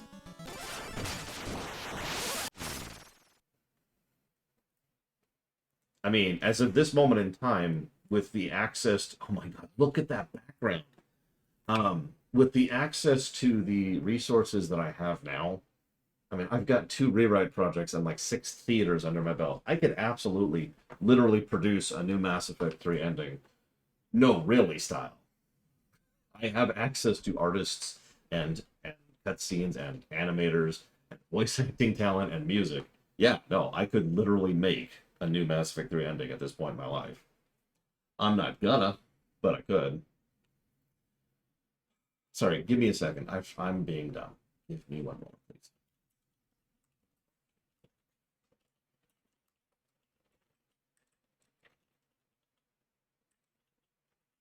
Here, have some music. Much different song, but the remixes are starting to get more wild here. We're not at my favorite song for Spectre Knight yet, though. I'll point it out when we get there. And my second. You know, I was literally asked that earlier, Lumo. Give me a moment. Let me finish typing my thoughts here.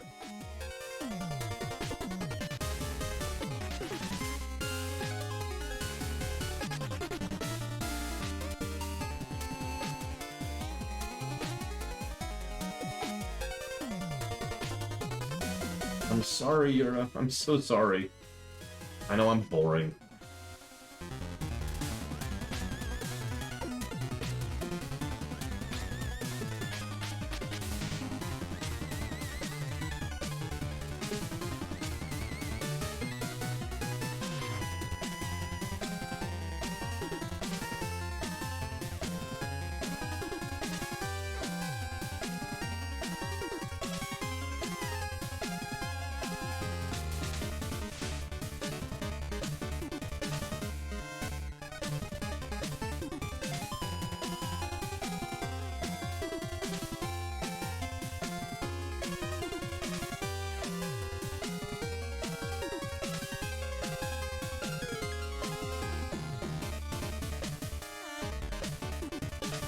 In FF1?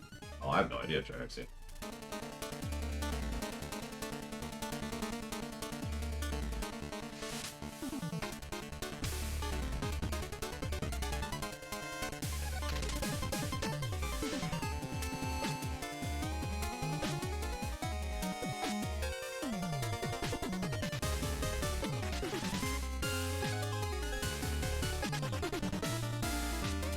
The stranded ship, I believe, Luma. Pretty sure. So, Lumo asks, game I can make. So, earlier I was asked what game would I make if I had limited resources. You asked me what game would I make if I had unlimited resources. By the way, I hope you got used to this version, because... whoop! So, as usual, tutorialization. So you have to figure out how to do this in order to actually progress, period. Because of the way the level design is constructed. You're also encouraged to keep moving if you're paying attention.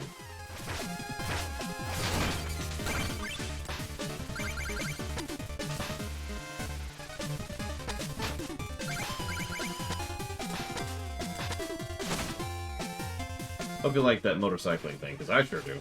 And by motorcycle, I mean bicycle. And by bicycle, I mean skating. Oh my god, it's one of the things with the wheels.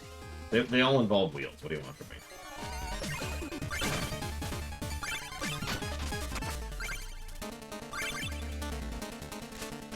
So, the way I tend to think of these, in case you haven't heard me say this for 7,000 times, I say this too much, is I like to build my way up to something. I don't like to just jump into the big thing I want to do, right? So, the games I really want to make, even if I had infinite resources, I don't think I would jump into those. I would rather learn more about game design and project design, all that fun stuff first. So, first, I would make a tutorial infinite resource game. I'm not sure which one I would do, though. Quandary. Suikoden method, the mortar method. Plenty of other developers do exactly this method. Ooh.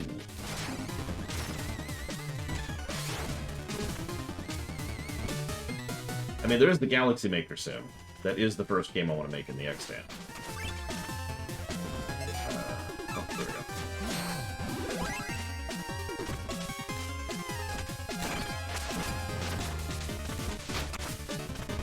I know it's weird, Kay. I mean, honestly, it bonkers me how many people seem to think that you could just throw money at a project and make it better. So I have infinite resources. I can make any game I want to. Ooh, that was actually close. The catch is, it's a tutorial game. Oh, I would rather do stuff in the extant if given a choice, Malcolm. Don't mistake me, I love the rewrites, but no, the end goal is to start making stuff within the extant. Well, this looks simple. Oh, God! You know, I've heard that statement before, that horror games are made worse with co-op. I don't think I agree. But that's only because of experience. Of the, like, 3 horror games I've seen that have co-op and are pretty much universally improved by the inclusion thereof.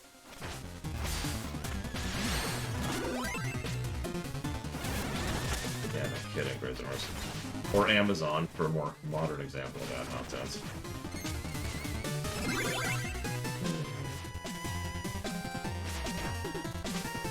This first. Notice we haven't even gone on board the ship yet.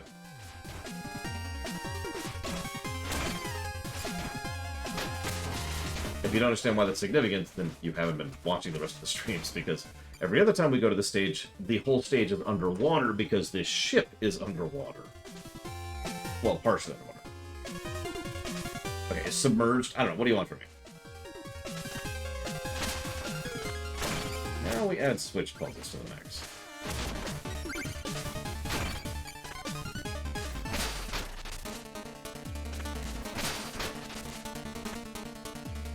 I could see why people would say co-op would make some games worse. I just don't agree, that's all. Like, at that point, I can't, like, say you're wrong. It's more like, I just don't agree with you. Just a little bit different.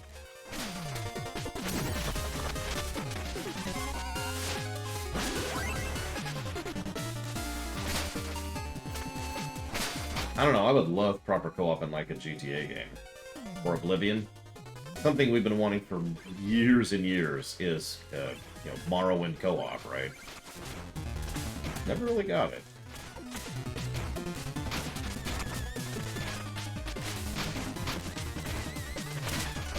Yes, I know about the mod. So yeah, I guess, in the interest of honesty, what I'm going to say is, no, I don't think there is a type of game that can be made worse with co-op. There might be individual games, and there might be like bad co-op. Obviously, bad makes bad. No matter how you slide that. But like a whole genre of games, nah.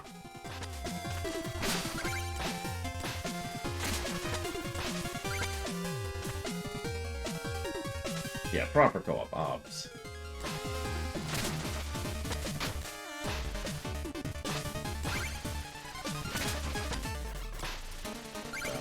Okay.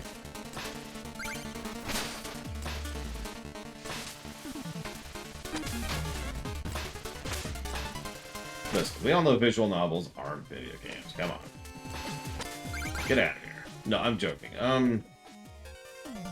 Honestly, considering the fact that I have literally seen circumstances in which Telltale games, which are one step away from visual novels, are improved by the inclusion of co-op, I think even that could work. Yeah, exactly, Malphar. So, yeah, no, I'm gonna stand by my point here.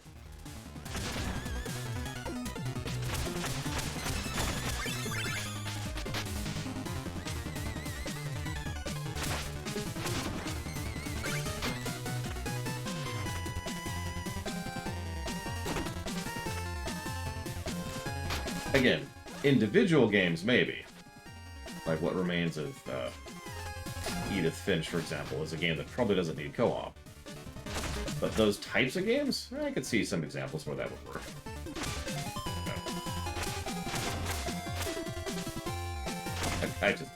He did not. He did not, you know.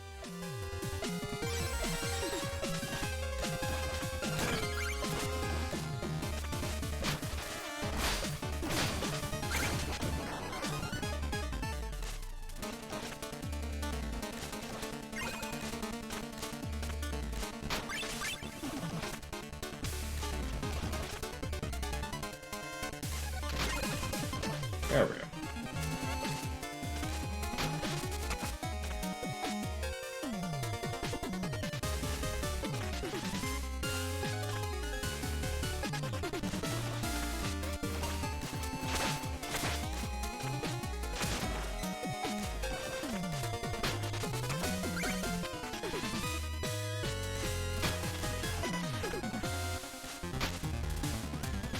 Pay to win Mobage? I mean, okay. So, first of all, those games do not have proper co-op. Second of all, they absolutely thrive on versus. If that counts for anything, that's true.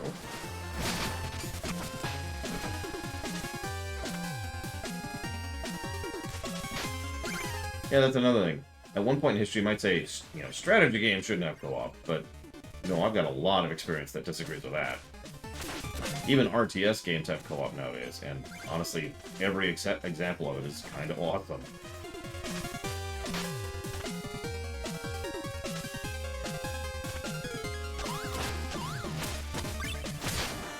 Yeah, I feel like properly implemented Firewatch co-op would be a little bit... You'd have to kind of change around how the game works a bit. But imagine one person's kind of stuck in the tower while the other one goes exploring. And the one in the tower is literally playing Watch. They've got the goggles, and they could give them warning of stuff in advance, or give them directions of where to go. Get rid of the map for the player who's on the ground, and force them to rely on the player who's spotting for them. Stuff like that.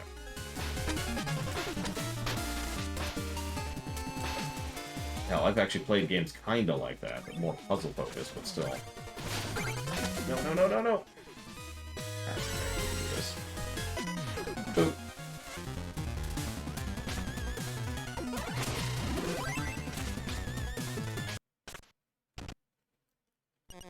Your reputation precedes you, Polonite. The glory of battle awaits you in the Enchantress's new order.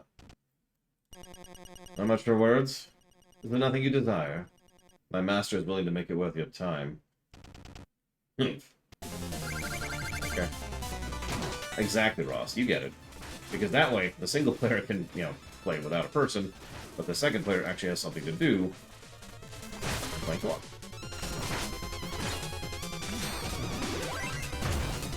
Oh yeah, so, you like new mechanics, right? Because we've got several here. Oh, Jesus. Get up here, don't mind me. Oh, jeez, right, this guy. He's just being a dick, isn't he? Just standing on all the instant death spikes like, yeah, no, what? I'm a boss. Instant death spikes don't bother me. Got prevented from healing.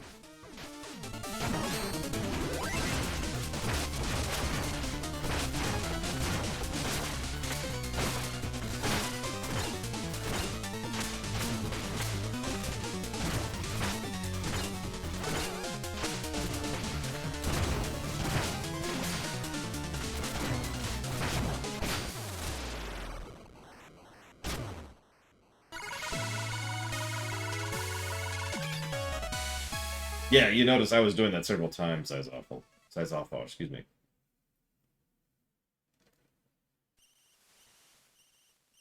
So now we've got the Northern Lights in the background, because we finished that stage.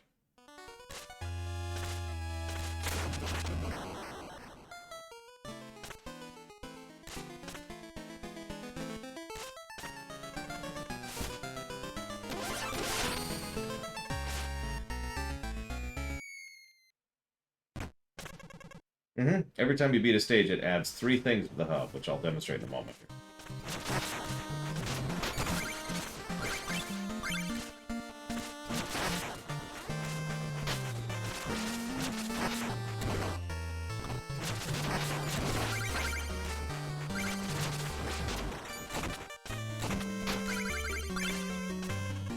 The first is the thing I just showed you, which is the back left screen. The second thing, and it actually showed up earlier briefly, is the types of enemies that'll show up here are different. There you go. So that guy right there, this is actually from the Polar Knight stage. Walking back and forth is better, but sliding is yes. Ooh. And of course, this is the third thing. Well, technically fourth. Sorry. So there's a new minion down here, but then we can also go talk to the boss, who is currently feasting away, having joined the team. This stuffy place is no place for warriors, but the meat is plentiful. I may sit here for a while. Yeah, I've been meaning to ask that. Where do you get your meat from?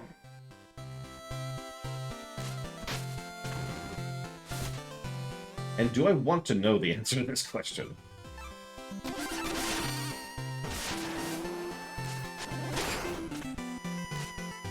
Meat. Steak. Burritos. I don't know. You get it.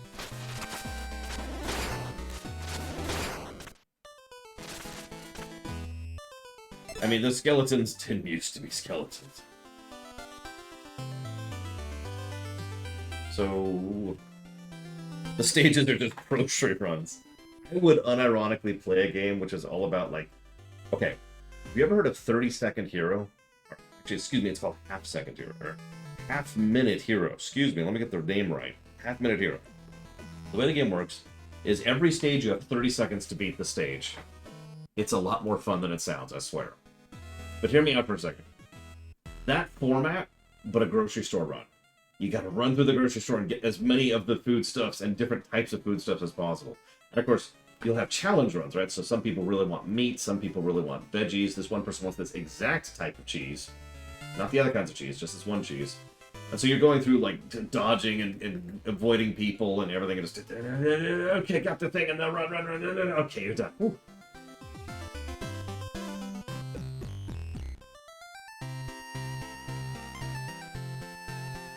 Yeah, you gotta breathe. Obviously. Oh my god, get out of my eye.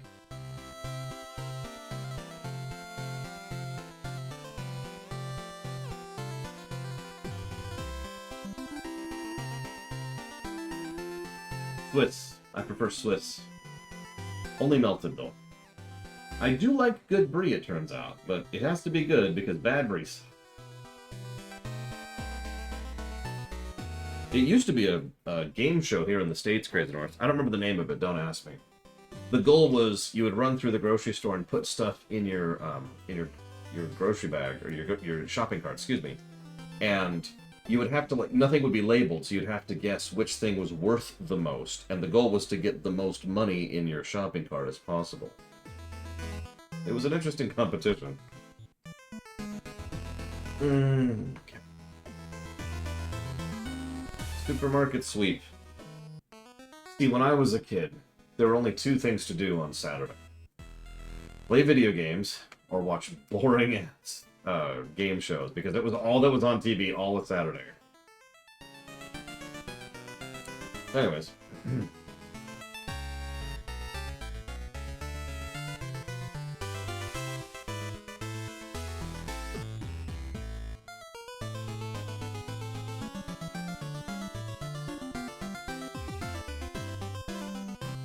Why would I go outside, Mike D'Amato? In all honesty, the places I lived at the time were not places where going outside meant anything. Like, as much as I I like sitting on asphalt and sidewalk with nothing to do and nobody to hang out with, looking at the various bits of debris and trash on the ground, as much as the next person, really. But I'd rather do something else, anything else, really. Now, at some points in my life, I did live places where I could go out and about. At one point in my life, I lived pretty much right next door to a forest. That was awesome. But, yeah, no.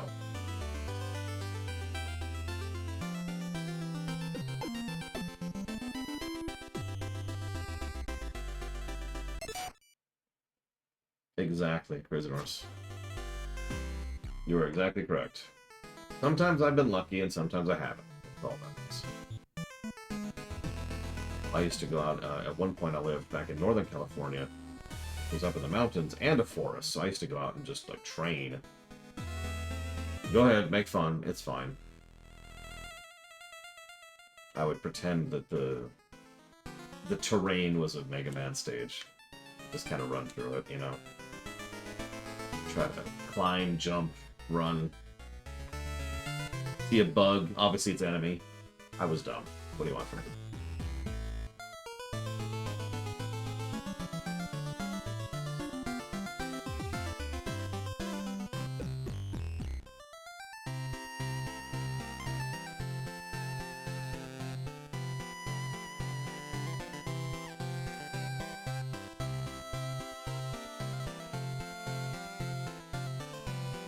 Sorry about that. Okay, so.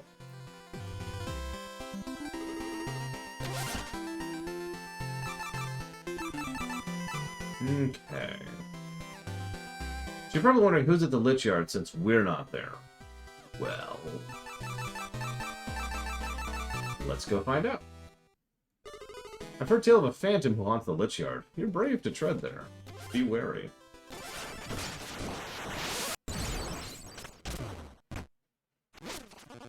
Stop right there. Reese is here to save the day. Reese? The one and only. Uncle said there's evil stuff going on here, and when the evil's afoot, Reese is on the rise. Childish. You don't belong in this place. Run along before you get hurt. Who dares to intrude on my tower? Hey lady, my name's Reese. Are you here to help me beat these guys up? Ho ho ho ho. Looking for an apprentice of your own, Spectre Knight. He's nobody. Just a naive kid. Leave him be. I'll scope him out myself. A nobody, you say? Well, that just won't do. Let's make something of him, shall we?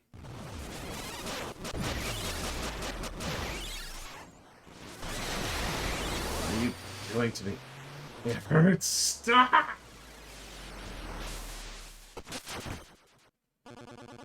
So potent. Now this is the kind of feeling I can get used to. Put him up, Skinny. Why don't we take my new powers for a spin?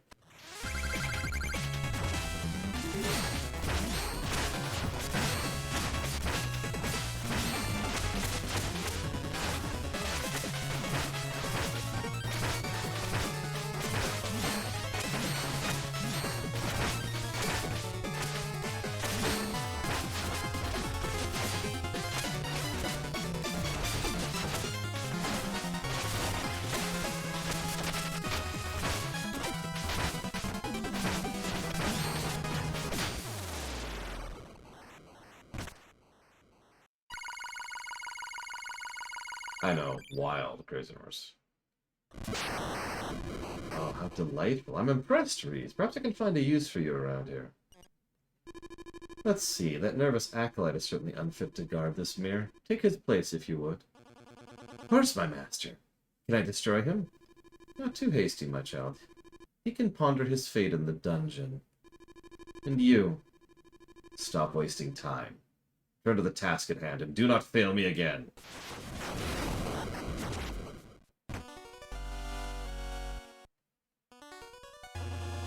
Well then, puppet, out with it. Where shall I send you next?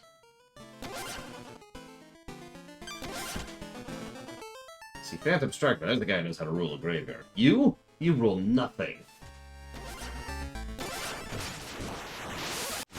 Notice even the flavor text has changed now.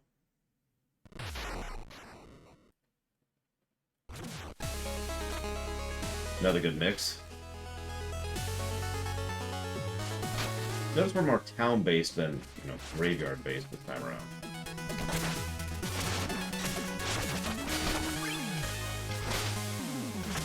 Which also means new brickwork.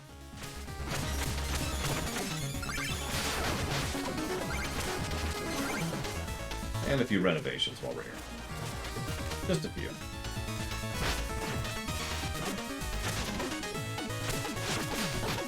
Also one of the first mixes that goes hard.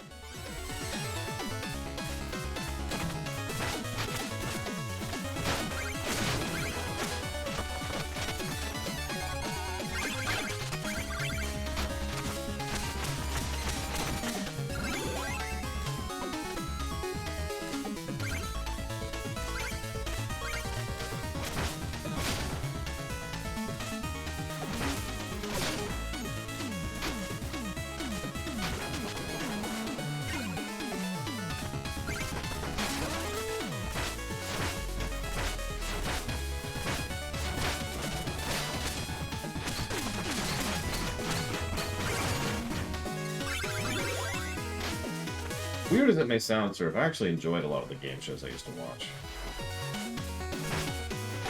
In my older age, I tend to appreciate Japanese game shows more because, well, frankly, they're more fun. And that's kind of the point of a game show, right? Is to just silly fun, so...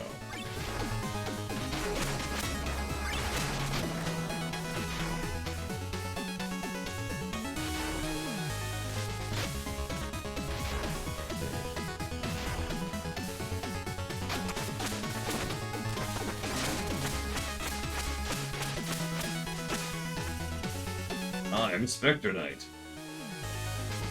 Oh wait, you're Spectre Knight. Did I scare you? Jumped up and everything, just like you said. Indeed. Kept your hat out, safe and sound. Only Spectre Knight gets in, nobody else. Not us. Thanks. So this is actually our little hideaway. I want you to just drink this in. You there, Evo? Of course not. But if you are, look at this. Look at the attention to detail in this room. It's a little crazy.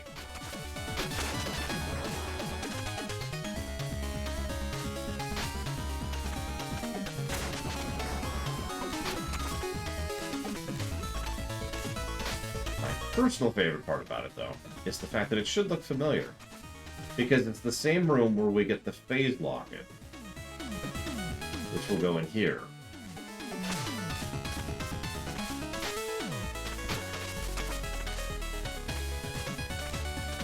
Yeah, there's so much. I don't even know where to start. This is definitely getting its own brickwork positive, this holy crap.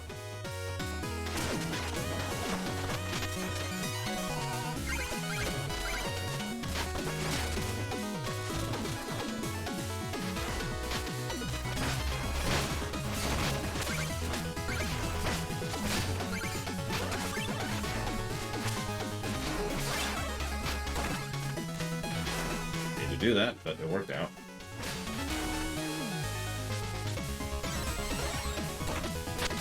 Well, I could never draw that kind of stuff, but I do love analyzing them and just drinking it in.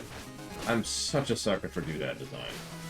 I've often wondered if that's partially because I grew up in the 80s.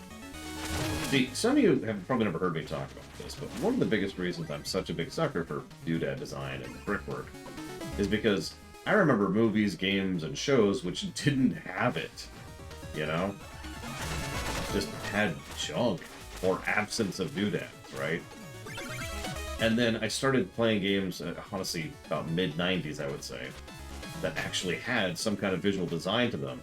And it was just... It's hard to describe because it was just such a different feeling completely to actually look at someplace that looked like a place.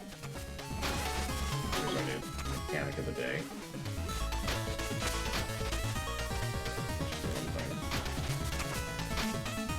Oh, I know, Evo. Not by me, though. Those little details, ooh, love that crap. Yeah, exactly, Braven. You know exactly what I'm talking about. And again, shows, movies, and games.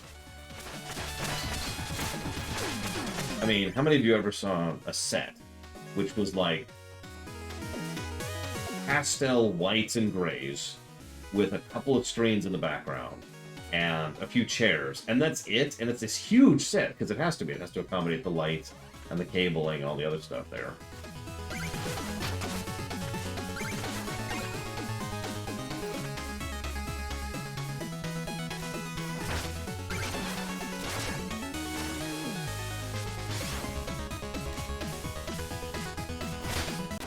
Yep, no, that's okay. I accept that. And yeah, like, honestly, to use a contrast to that, to explain by contrast, the bridge of the Enterprise in Wrath of Khan specifically, it's not the best looking thing ever, but it is good. It's clear effort and thought had put into making that look like an actual freaking bridge of a starship. Yeah, no, absolutely, Russ. You're absolutely right. Don't mistake me, it's not like there aren't other good bridges in Star Trek. But the TNG bridge looks like a freaking bridge. Looks like someone put a lot of thought and effort into the details, and that's because they did. Ain't that long.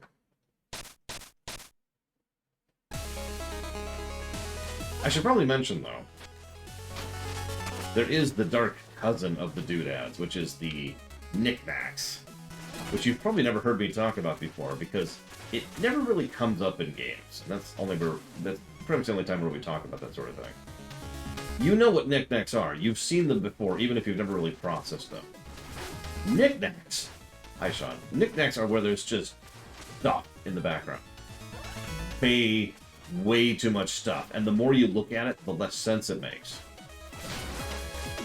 The reason for that's actually pretty simple. What happened was a set designer went to, like, Dollar General and just started buying and didn't stop. I'm not joking. That's exactly what happens. Yeah, over-designed, exactly. And again, there's no thought or purpose put into it. There's just stuff. You just see, like, random fruit bowls up on top of, like, shelves where nobody can reach them. And you see, like, too many lamps and too many candles and too many clocks and posters covering every inch of every wall. And it's just, you look at it like, that's not a real place. You've probably seen this in shows and movies, but what you've also probably seen this in is if you've ever gone house shopping. Because something that people love to do when setting up their houses for taking pictures from when they list it is putting way too much crap in there. And the reason why is because they want to kind of distract you from how the house actually looks. It is literally a deceptive tactic. God. Lol, Braven.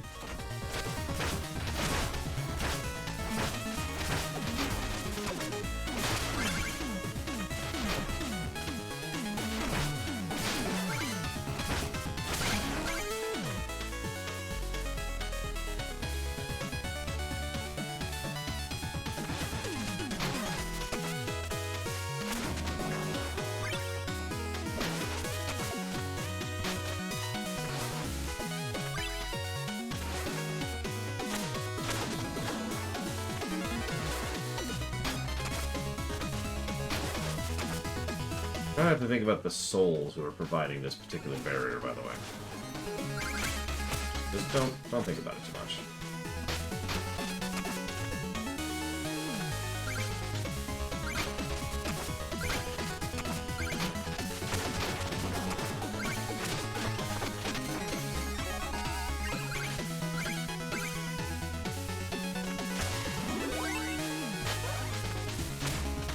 This is an interesting mechanic. Get rid of the fire temporarily. The fire's completely safe temporarily.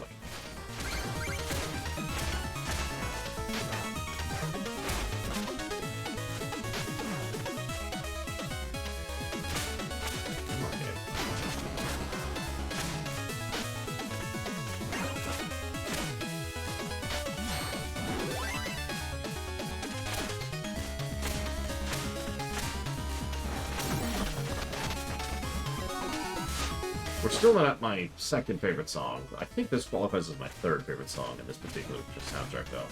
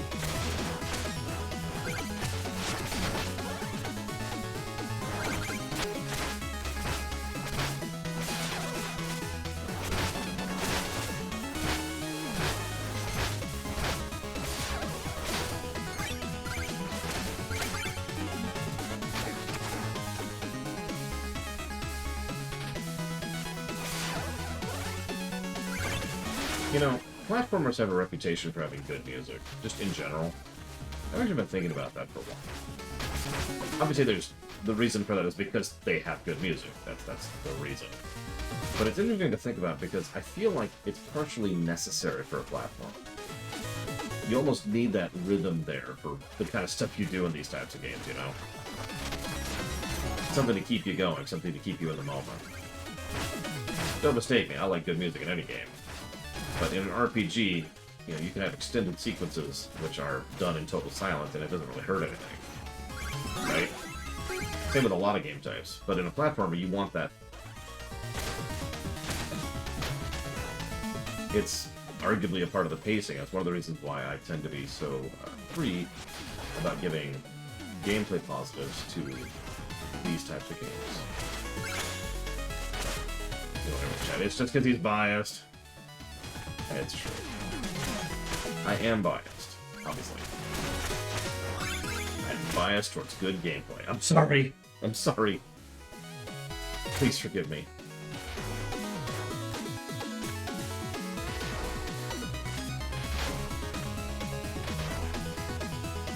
That's actually bad.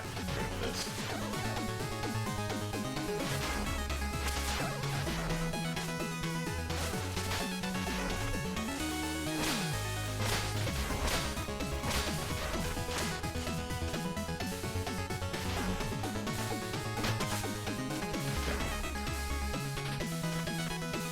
Actually, yeah, I would say you're right, Eva.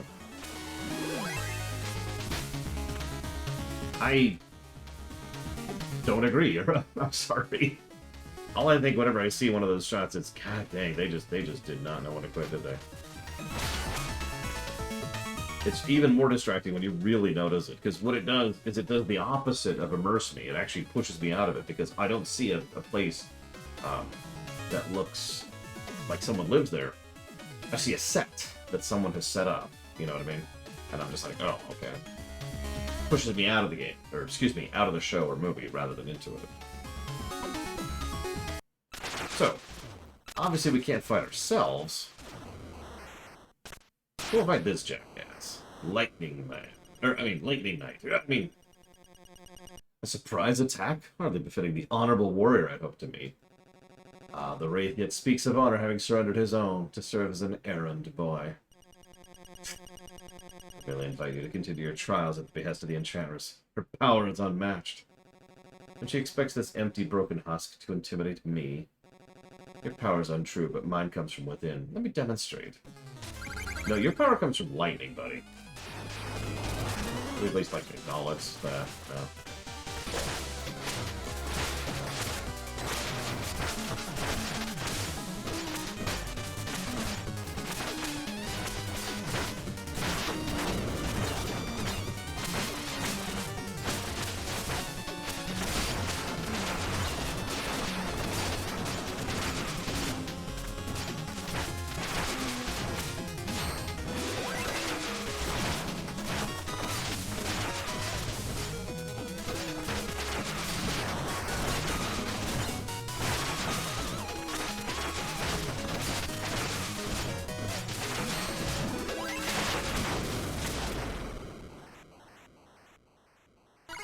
No, he's just a big, strong guy, Mr. Rick.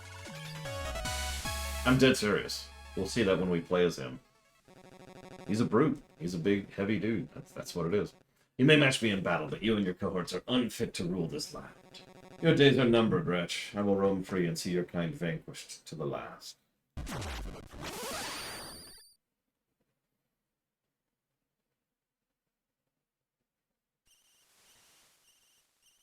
So now we can see the graveyard in the distance. Let's see who else we've added to our soiree. So this is a cute one.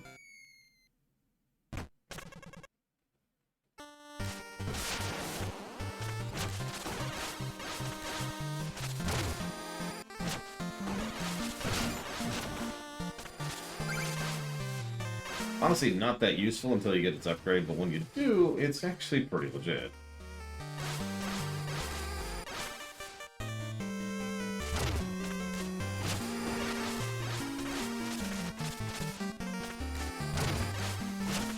Come on.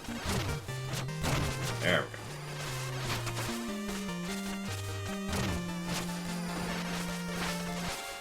No, this way, this way.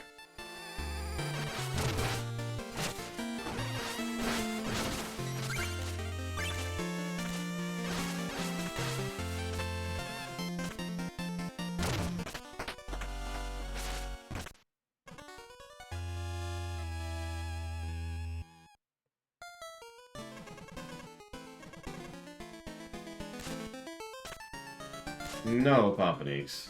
Although, I mean, it is a Mega Man game. We've talked about that before. But no, I didn't think it was some cheap clone or anything. I was just curious more than anything else. I mean, this game came out a while ago.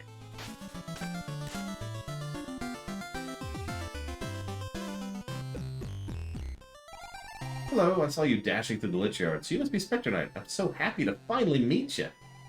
Keeping morale high around here is important, so to allow me to welcome you, let me share my greatest treasure.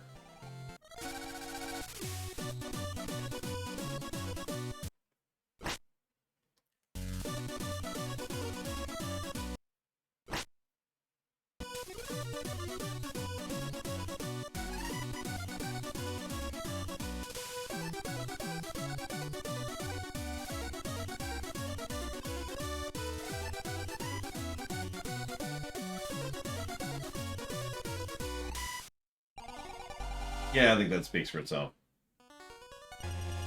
Makes me ill. This is no place for your foolish mirth. Be gone. But what? I just wanted to... Was to be escorted? How could you... You know, I studied dance just for you, you monster. I'll have my revenge. You resolve. You can now hold down, and pose. We don't dance. We pose. Also, you ever wonder what the kiss of death feels like?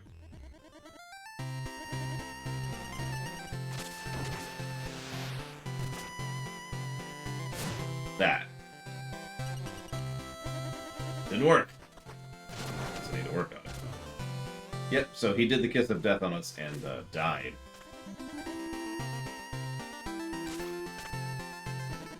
I'm the Phantom Striker. Yeah. Yeah, I know. I'm not really Phantom Striker. Did I fool you? If you are here, who guards my hideout? Don't worry about it. Nobody's gonna go in there and steal your stuff.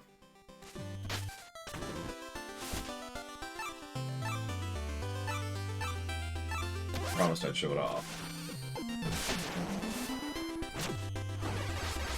So now we can do that.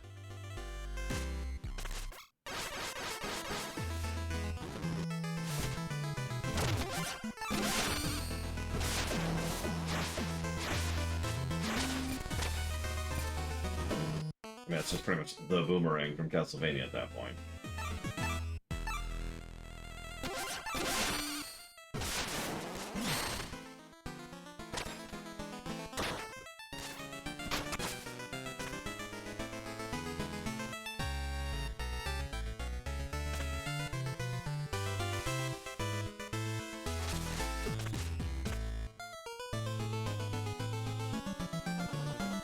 Well then, Puppet, where next? We missed one. We missed a red skull.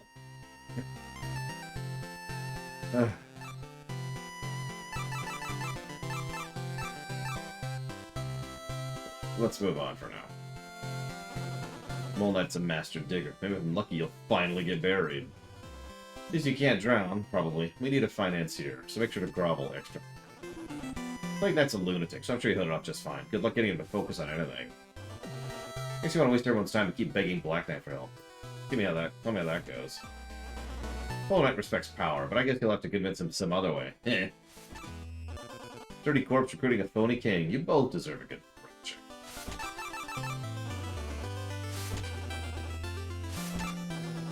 Aren't you a ghost? Maybe you could just fly up there yourself. Maybe Propeller Knight could teach you some manners.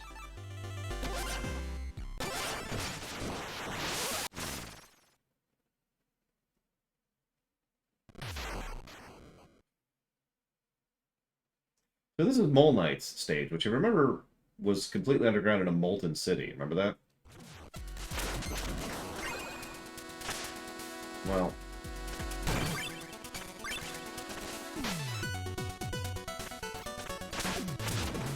Yeah, they've upped their brickwork a bit.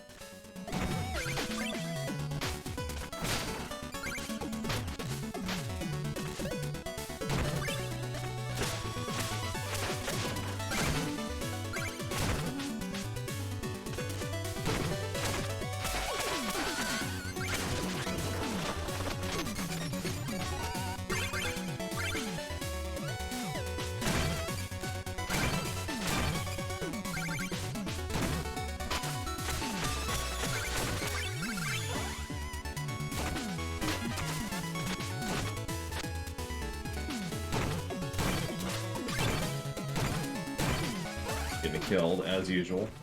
Just like in real life.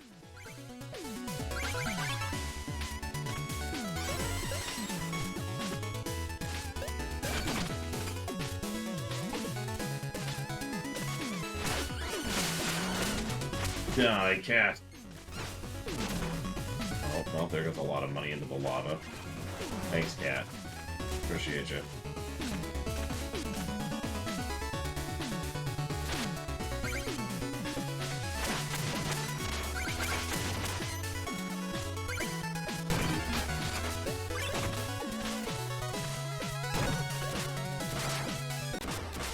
And we're dead. What did you get on your pizza, Mr. Red?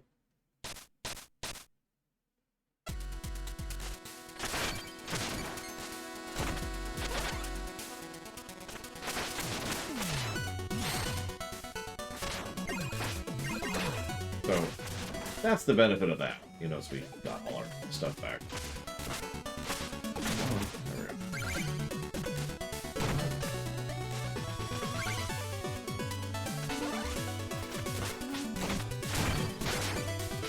Damn it.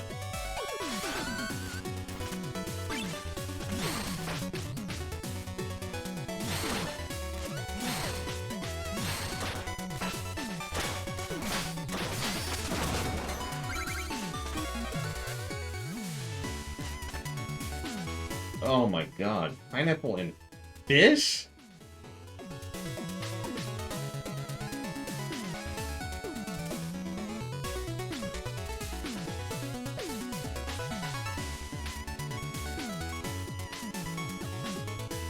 Oh, okay. I'm okay. I'm okay.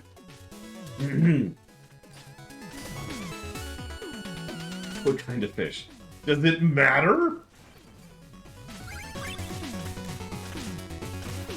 Yura's just trying to kill us all. Yura just wants to take over the channel. I always knew.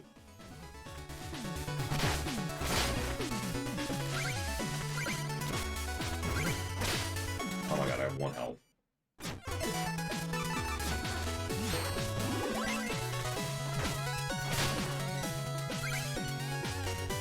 So, this whole game we've seen these things. Now we die. Fantastic. Listen, we need to tenderize the fish, Crazy North. We need everybody to understand. Hi, Jay Palmer. You know.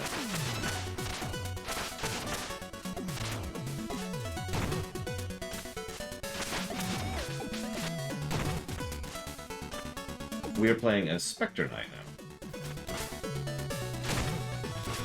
Come on, game. I've tried corn pizza, because I love corn, unabashedly. But I do not like corn pizza. I was very sad by that.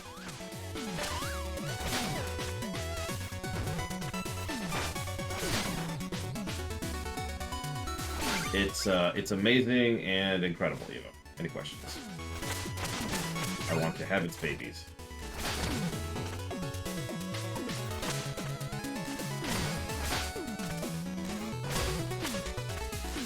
Oh my god, tell this bird to go away.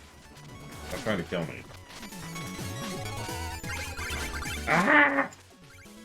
Anyways, so they've always used the goo gimmick on these stages, or I guess on this stage. This is only the second stage.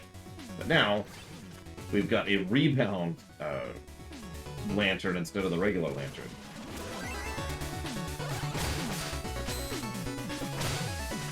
So makes things slightly different. Oh, Jesus, that hurts. Let's go heal a little bit. A burger with peanut butter on it. Now, I'd say, oh my god, that's so weird and strange, but I've actually had that. In fact, that's old school for me at this point. Oh, come on. Because a while ago, a friend of mine was like, oh my god, you gotta try peanut butter burger. I'm like, that sounds gross and weird. He's like, no, you gotta try it. I'm like, okay. So I did. It was okay, I guess. Much more precision. Notice we have less health, more mana, but we have more means of getting mana and way more control when it comes to what we can do. but we have much more room to mess up, too. And we have a dedicated heal button now.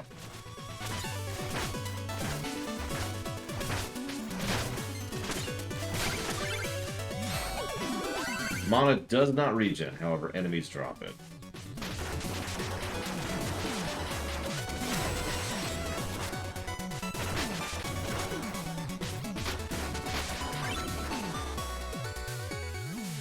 Nicest PC that is not Shovel Knight. Honestly, probably this one. Blade Knight's adorable, but he's still kind of a jerk, at least until he has his character growth. Spectre Knight is honestly heroic, which I know sounds weird, but it's true. But I don't want to get too much into it because spoilers, so we'll get more into it later.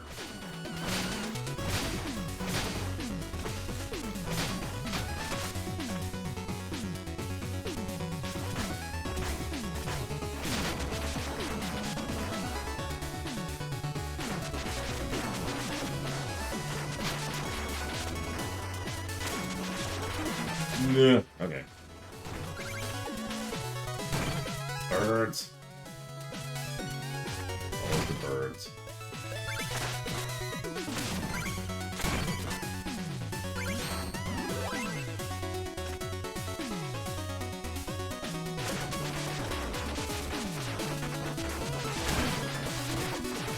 Yeah.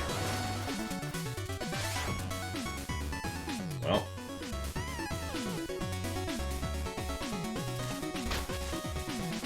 I'd like to reset.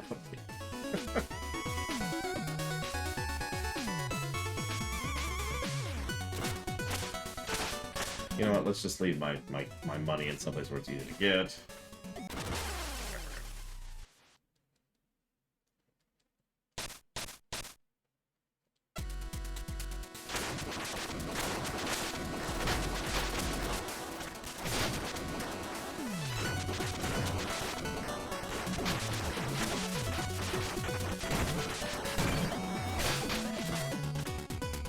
Yeah, remember, we're not even in Mean Land yet. We are, however, getting to the harder stages, and it's starting to show.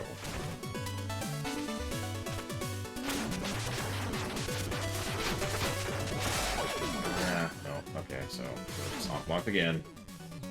That green thing, Goop, is just right in the worst possible place. Which Warcraft leader will I pick to accompany me? Jaina Proudmoore. If you can teleport me home. Ah!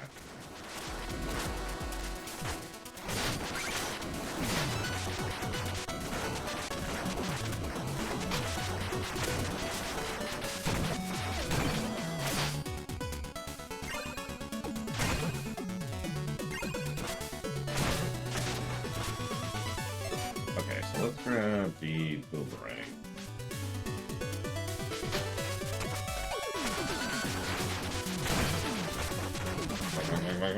Oh, Jesus. Listen, I'm not cheating, I'm just thinking inventively. There's a difference.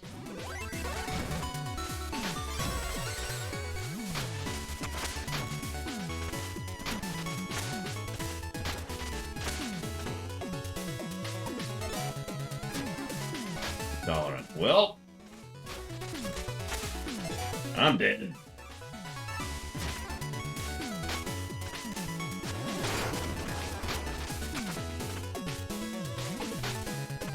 You know, I probably could have just popped this over here and made this easy. But listen, doing things the easy way is not what I got into this business for.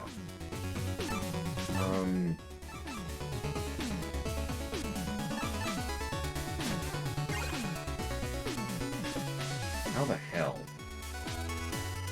How's that even possible?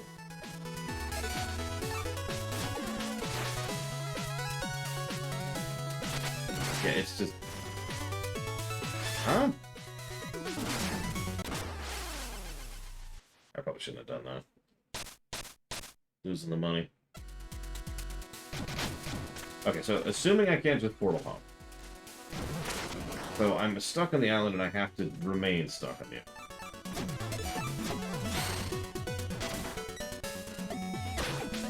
Okay. Oh, that's interesting.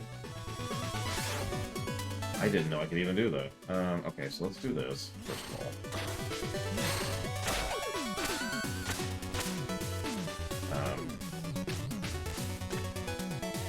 The die over here. Cover our money. And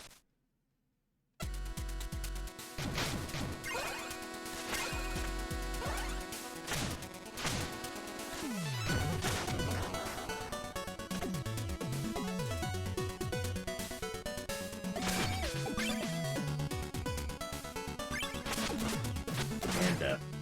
Killed by a beetle. Really humiliating.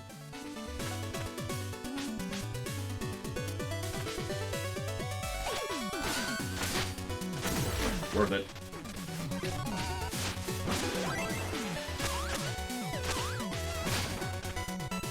So we're dead now.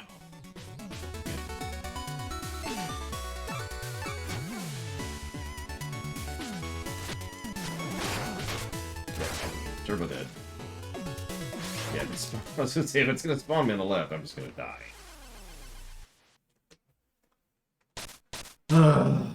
Okay. Move on. Accept the loss.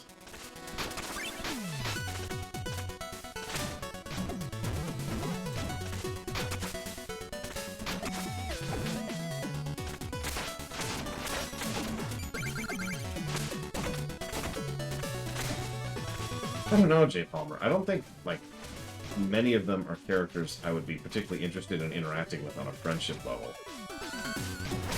You know?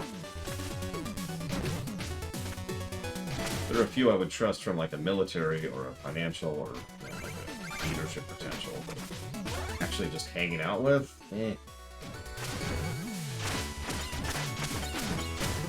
Get stuck with Garrosh. Well, either I kill him or he kills me, and either way, I win.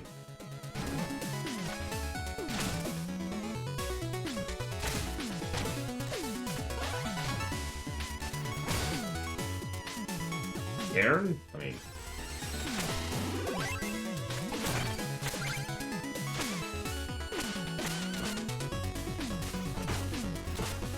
I don't know.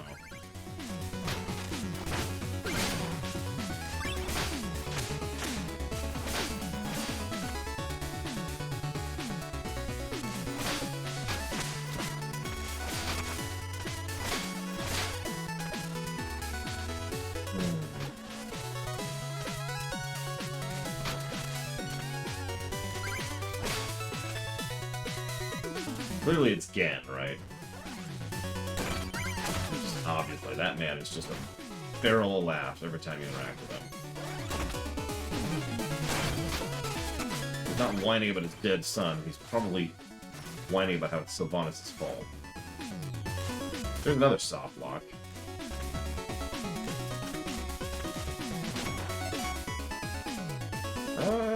Let's try this. Oh, that's better.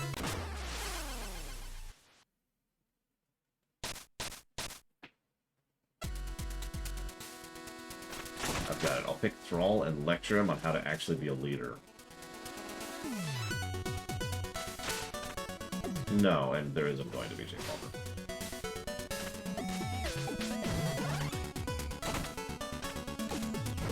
Yeah, no kidding. Listen, Thrall. No, listen.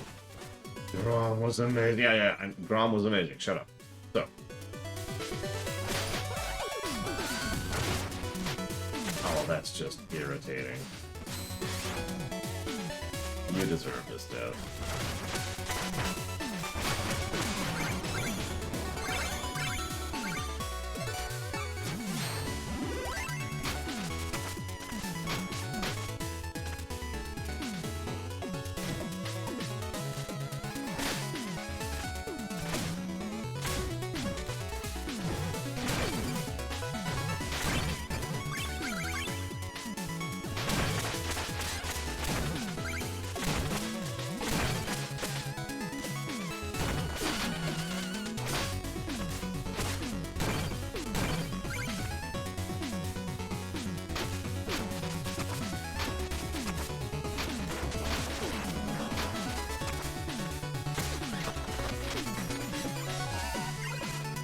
very, very hard like that.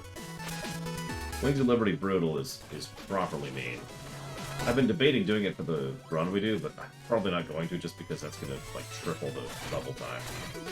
And there's one thing you know about me, it's that I don't really want to elongate my time. Break time's over. You're in the right place. Ready to continue the dig? Very much so. In fact, I'm here with a business proposal. The Enchantress has need of excavators and wishes to employ the best. What? Who? Well, you found the best. The best at digging. My claws are sharp. My technique flawless. Excellent. Then you'll only need... But I'm absolutely not looking for new work, and break time is over! Okay.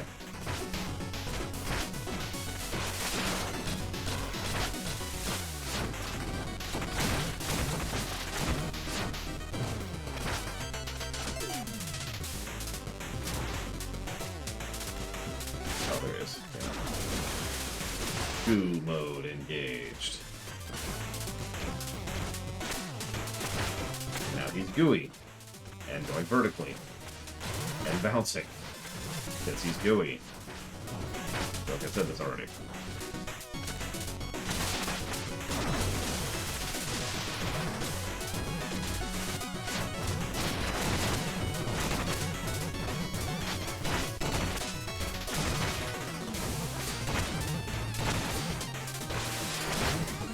I love how much more and more difficult the bosses are in the past.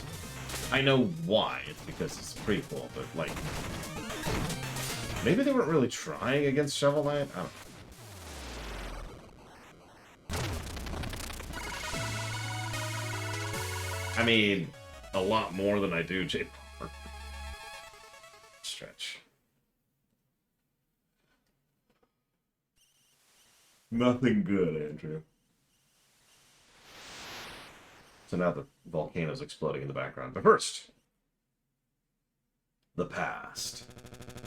Let's break camp. We can reach the pinnacle by day's end. I can already sense its power over life and death. It shall be ours soon.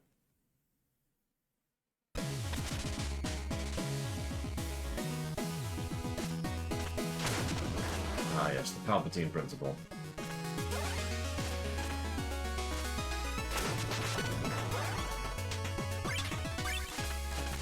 But Shovel Knight sucks. The person.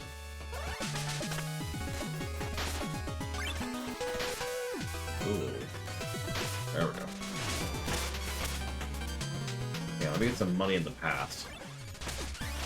If only it was that easy, right? Let me just have a memory of back when I used to make money. And then, like, pull that forward into the present.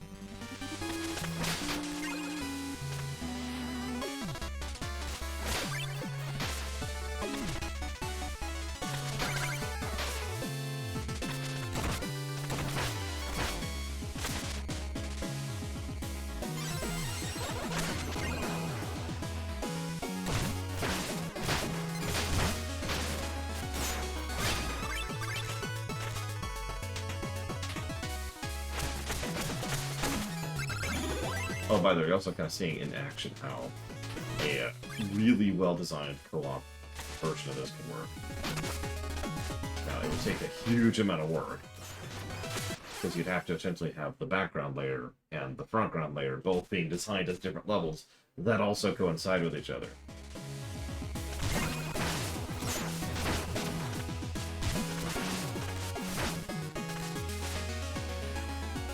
Now, this is a flashback in the past. Big difference. I think. I seem to be having trouble with that for some reason.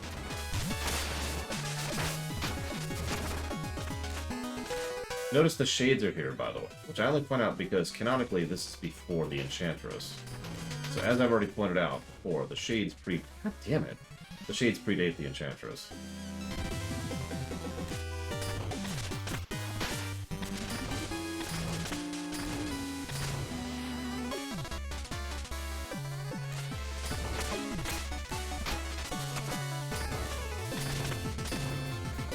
Ugh. Hi. Is the Enchantress evil? Yeah. Yes. The entity that is the Enchantress is evil. It's probably most accurate to say that that is evil. Is that the amulet? It's ours, finally. Stay where you are. So that's Shield Knight, if you can't tell. That amulet has powers far beyond your control. I'm here to destroy it once and for all. But I seek only to protect my son. My intentions are pure. Protect him, then, by fleeing this place and never looking back. Heh, you want it for yourself. You can't fool me. Luan, would you do the honors? At the moment. If what she's saying true, then it would be a bit more cautious. You would let some pompous knight tell us what we can and can't take? With his busybody, anyway. Oh yeah, in case you missed that, we're commoners. We're not knighthood. I am Shield Knight. I will not let you pass.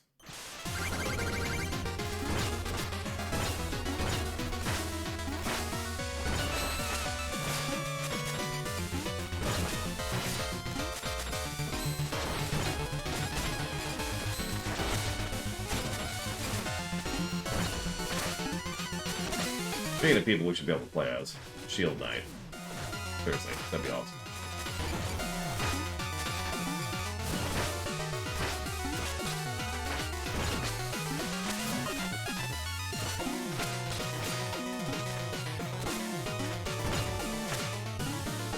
Back here.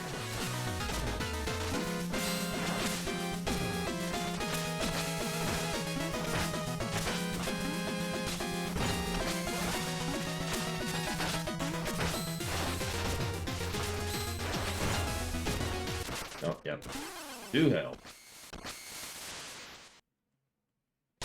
No, we're playing as Donovan. Okay.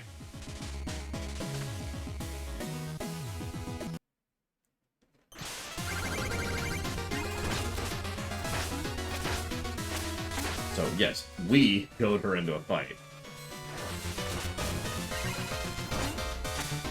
Luan's just hanging back there doing whatever those do. Actually, if you pay attention, he's stroking his beard because he's considering her words. Which is valid. Shield Knight's pretty well known, but he doesn't necessarily need to trust her. He has good reason to be out here. After all, he's trying to find something to protect his son.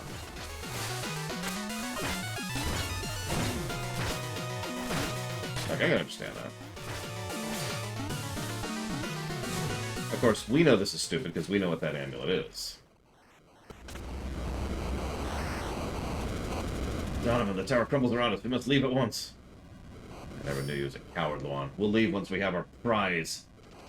Stay away. You meddle with forces you do not understand. Please, Donovan, I'm begging you. Leave the amulet. It's not worth it. Never! Out of my way! You! You won't stop me!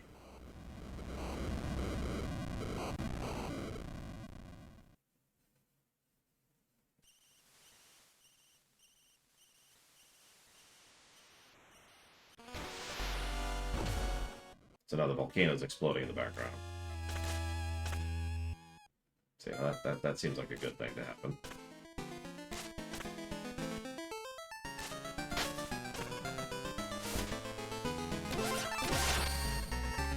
This one's a fun one.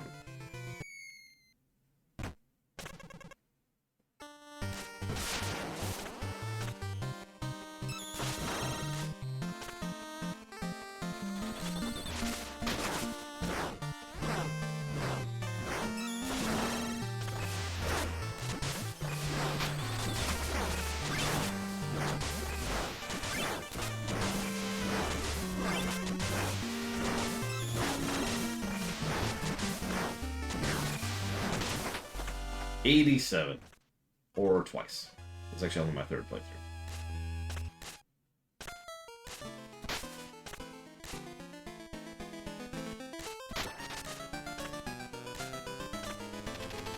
They're bringing my bread out. I asked for bread.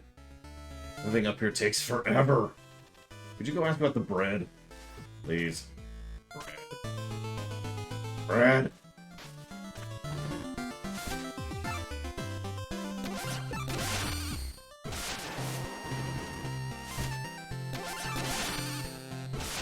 Okay, that's Gets every curio upgraded. Excellent.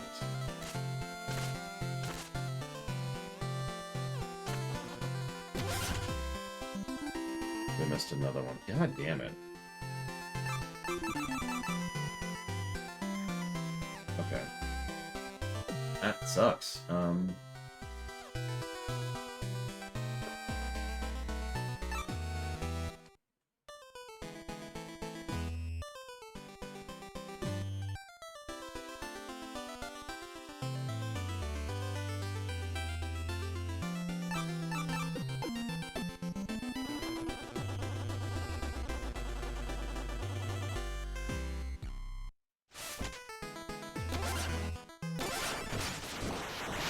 We did test something anyways.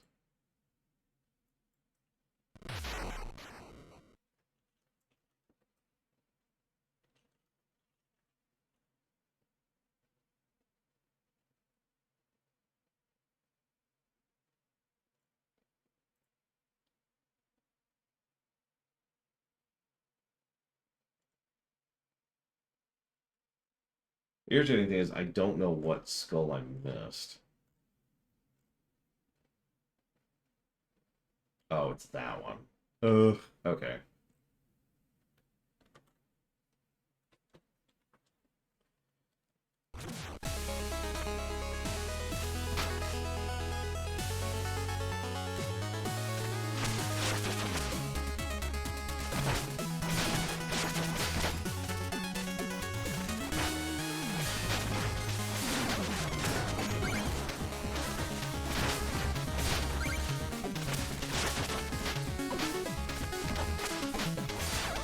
It goes. Go away.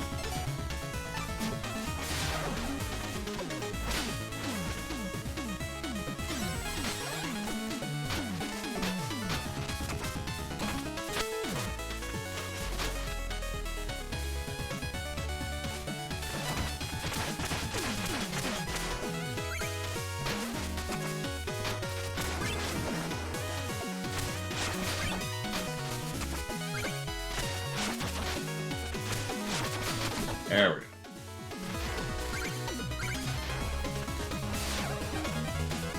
While we're here, let's test if this works. Nope. We continue to have that negative. That sucks. Alright. This would be a good time for a topic, because we've got to redo some stages in their entirety.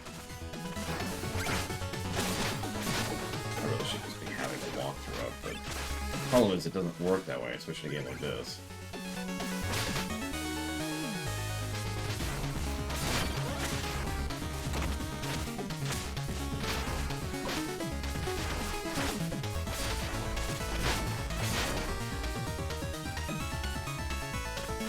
So...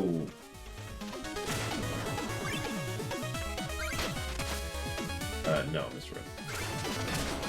Life Tap in lore is about burning... Fel energy is actually produced by light.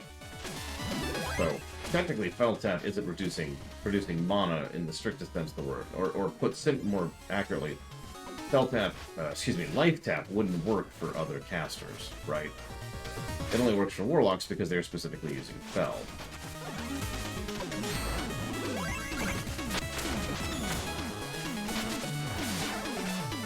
So, they're generating Fel energy by virtue of burning their own life into it. That's it.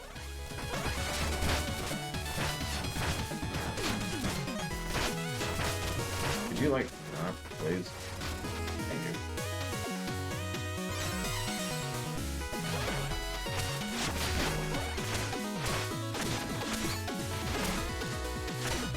I mean, a warlock properly set themselves up, they live forever. mean, look at Archimonde and Tel'Jaeden. They were both warlocks who lived for, what was it, 20,000 years? 30? I don't know. Some ridiculous amount of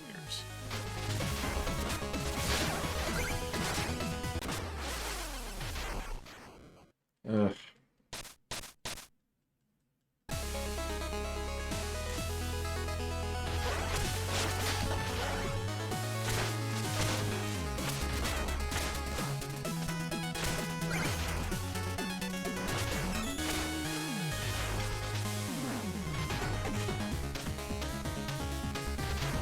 It's actually funny if you think about it. Sargeras kind of ensured his plan would succeed one way or the other. Sheer virtue of making sure that most of his minions use Fel. And you're probably thinking, what? Well, because Fel creatures can elongate their life by using other life, right? It's a pretty simple, normal concept. Thing is, the Legion's entire purpose is to burn all life, thereby reducing the food supply, so to speak. So even if they serve him forever until they die, which they absolutely will, because eventually they'll succeed. It's a neat little catch-22. No, we do not, J. Palmer. It's not to my knowledge.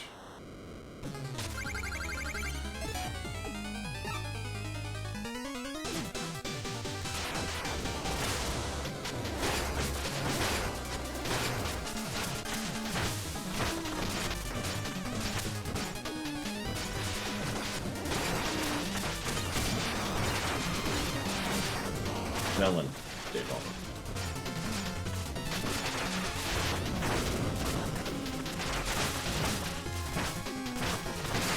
We do know that Velen looks noticeably younger in the past.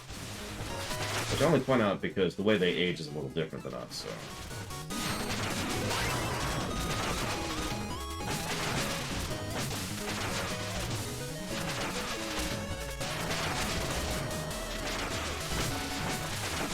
Down here, buddy.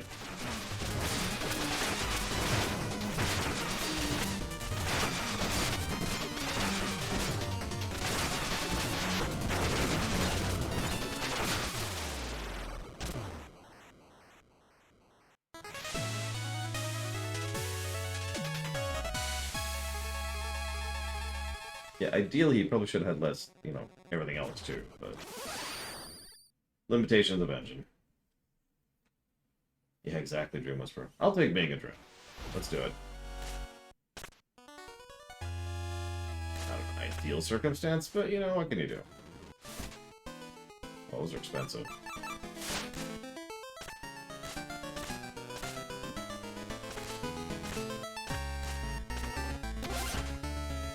Alright. What did I miss?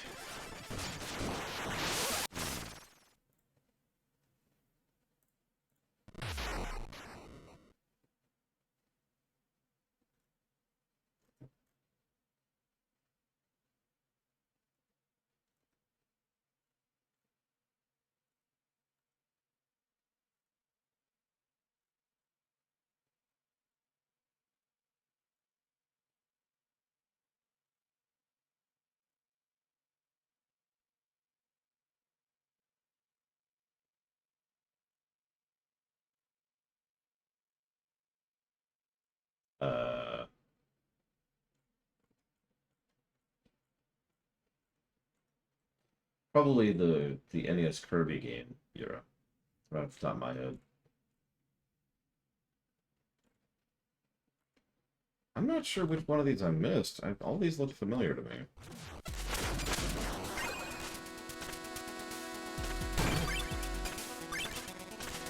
Whatever. Let's count as we go, shall we?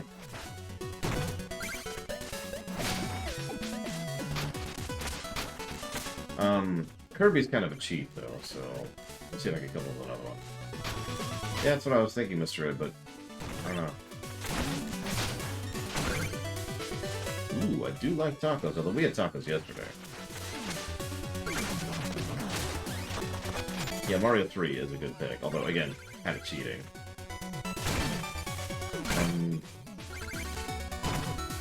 You know, honestly, Final Fantasy 3 on the NES. So that's one.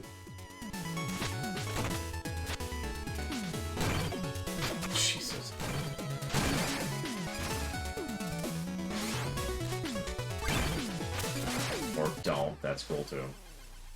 Paperboy, hang on. I need someone to immediately bury Ross in as many donuts as you can manage, please. Thank you.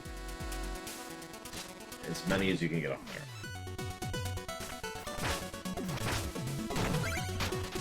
Yeah, I would agree with Castlevania 3. Honestly, a lot of the later NES games started looking pretty legit. You notice most of the games I just mentioned are late cycle. I did, Mr. Red, and Paperboy looks like crap, which was exactly the point I was trying to reach.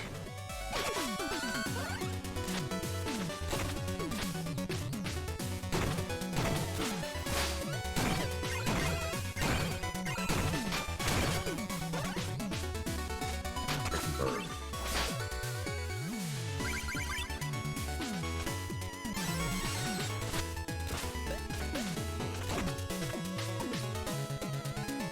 Pretty sure I got this one.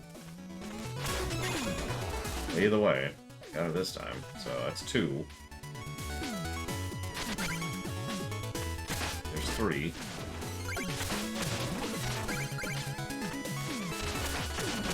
Oh, no kidding, Crazimers. You could see some bonker stuff towards the end of a console's life cycle.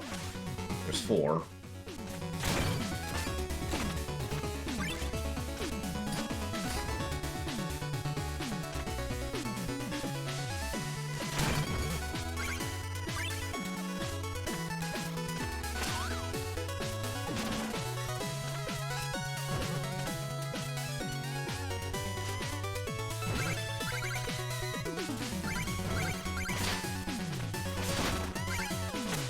I did see that here. It looks rather amusing.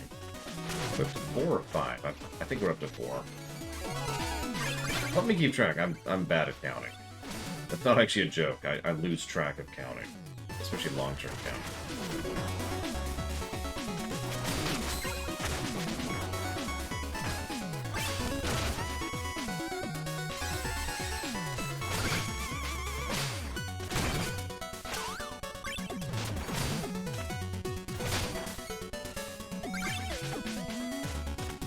Probably not, Jay Palmer. That's just building work for no real benefit.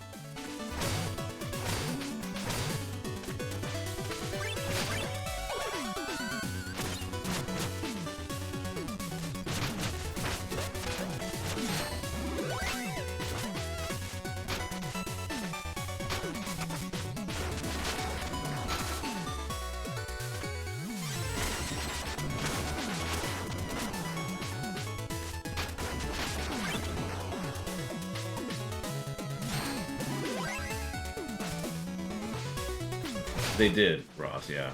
It's a not uncommon thing. Several games are deliberately held off until they can do what they want to with them. We actually covered one like that pretty recently. There's 5 with The Last Guardian.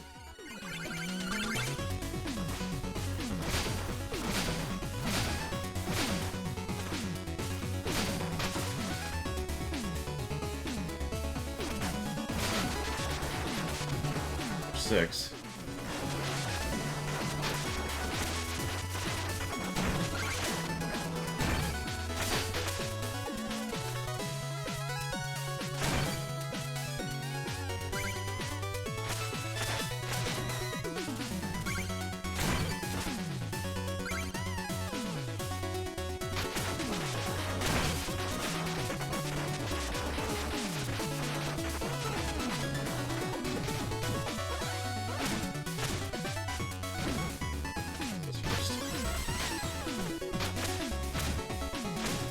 Yeah, honestly, the jailer. Easy answer. This wasn't a skull, although, hang on, was there a skull in this room? Double check here. So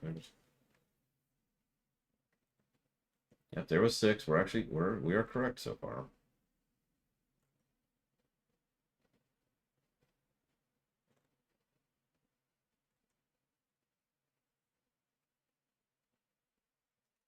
Okay. Miranda's lack of character. I don't think that's on the level of the Dawn. But then again, you really do have to hit the jailer levels to be as bad as the Dawn. 7. What did I miss? It's starting to get weird. Well, the first thing I'd do is I'd have him show up and be like, I haven't done. and then he would like instantly die.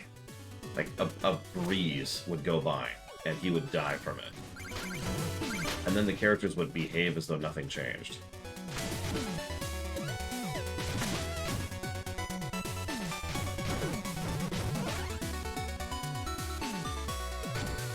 You know, honestly, no, Ross.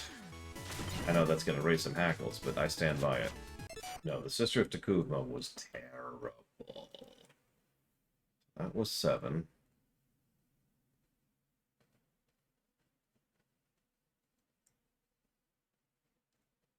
It's gonna be up there. Medon will be no negatives for WoW for the exact reason you just mentioned. He's not in WoW. I don't think he's even mentioned in WoW. Nevermind actually has a presence.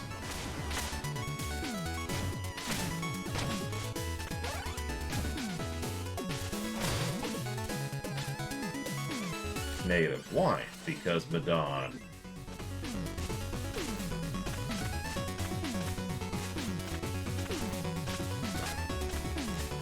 This guy is out.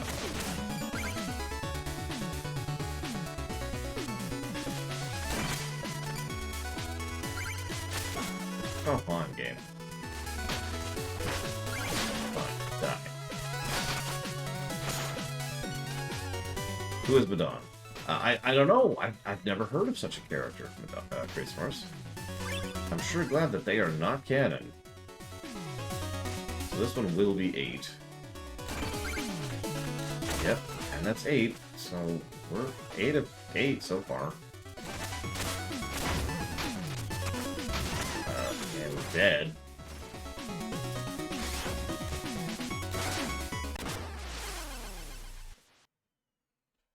So it's one of the last 2 that I'm missing.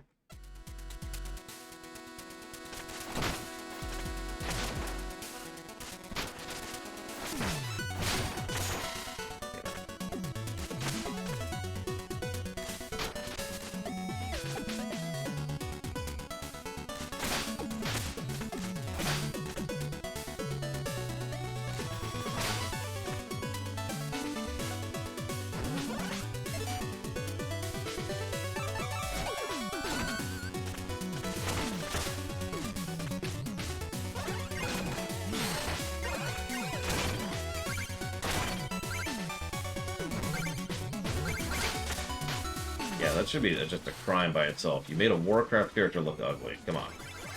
How often does that happen? Okay, so hold on. So we're up to 8 and we have everything.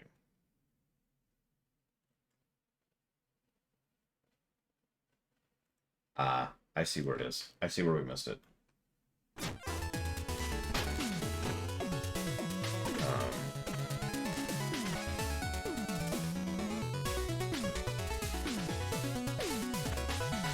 He does kind of look like an Autobot. I agree with that assessment.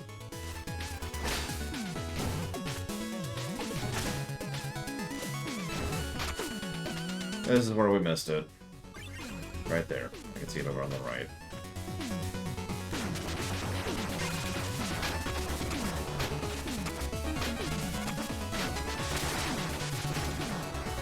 You know what? I will accept that.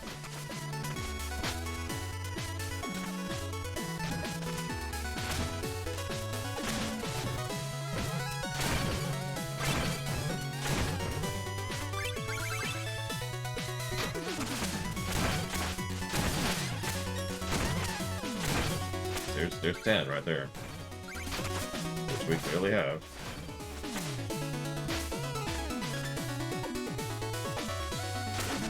They unlock stuff, but also 100%, which we are doing.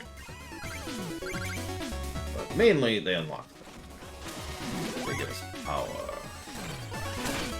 And they force us to replay levels, even though we don't want to. Speaking of which...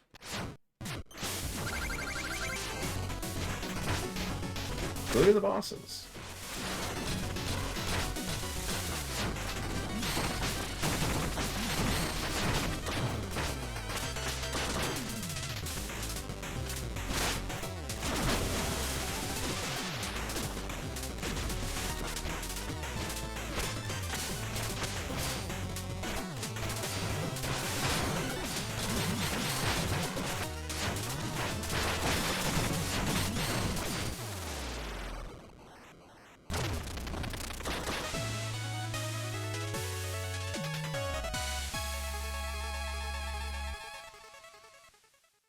Okay.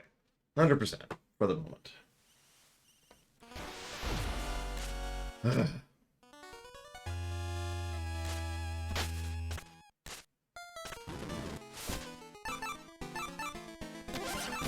even go at our end game gear here. What does it do? It makes us look like we're playing Alucard. And we look cool. We also ice skate now. As usual, the best armor is purely cosmetic. I'd say best.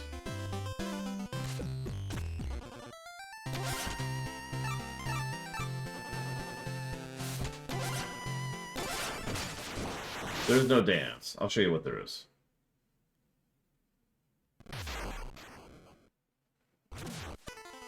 This is what you get instead of dancing.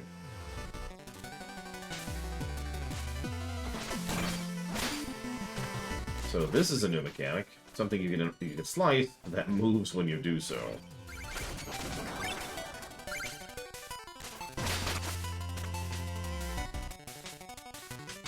That's ridiculous, Actat. If you told me that, I would actually think you were either lying or just making things up. Or both.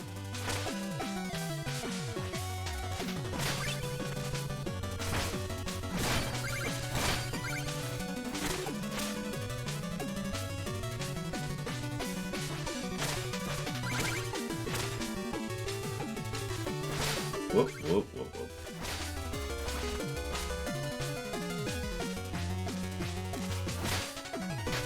God damn it.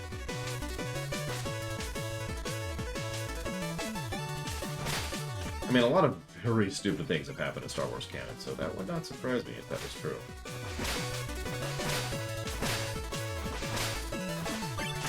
And we're dead.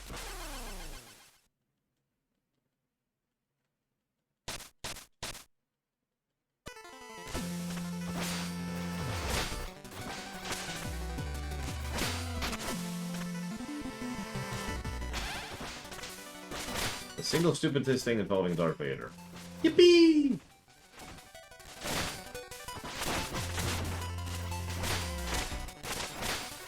I'm not really kidding. Anakin Skywalker should not have been a go-lucky happy kid. He was a slave. A reasonably well taken care of slave, but a slave nonetheless. So was his mother. And he grew up on Tatooine, which was at the point in time at which Jabba had been turning it into his headquarters. He grew up on a freaking, as a slave, on a hut planet, which also happened to be Tatooine, which is extraordinarily dangerous and deadly to survive in. Yippee.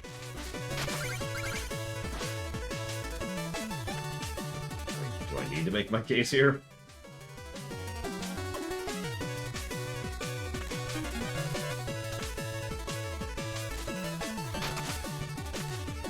I'm not saying he has to be super dark edgy. It's actually a line of dialogue in the film, yes. I mean, all the dialogue in that film is garbage, but Anakin takes the cake for just being, huh? On so many levels.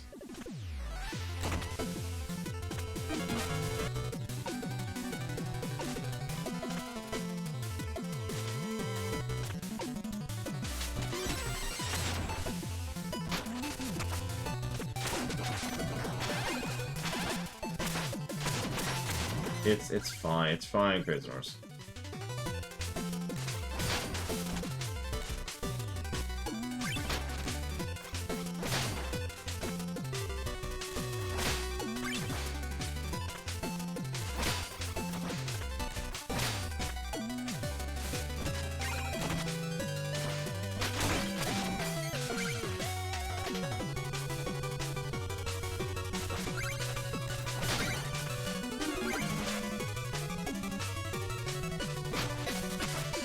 Yeah, George Lucas has several talents, and he does. I'm not even saying that to be facetious. Characters are not one of those talents.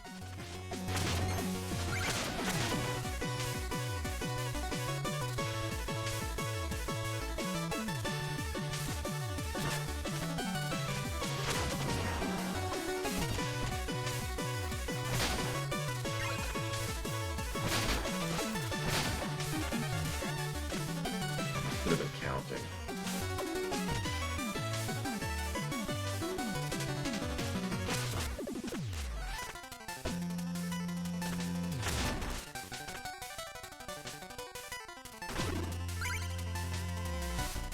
I mean, why wouldn't he be Jake Palmer?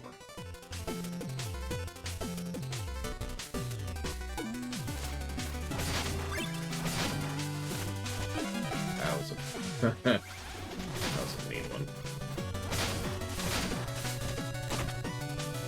This stage is mean. Terrain? No. We're a Spectre. We don't. Where we're going, we don't need glasses. Terrain.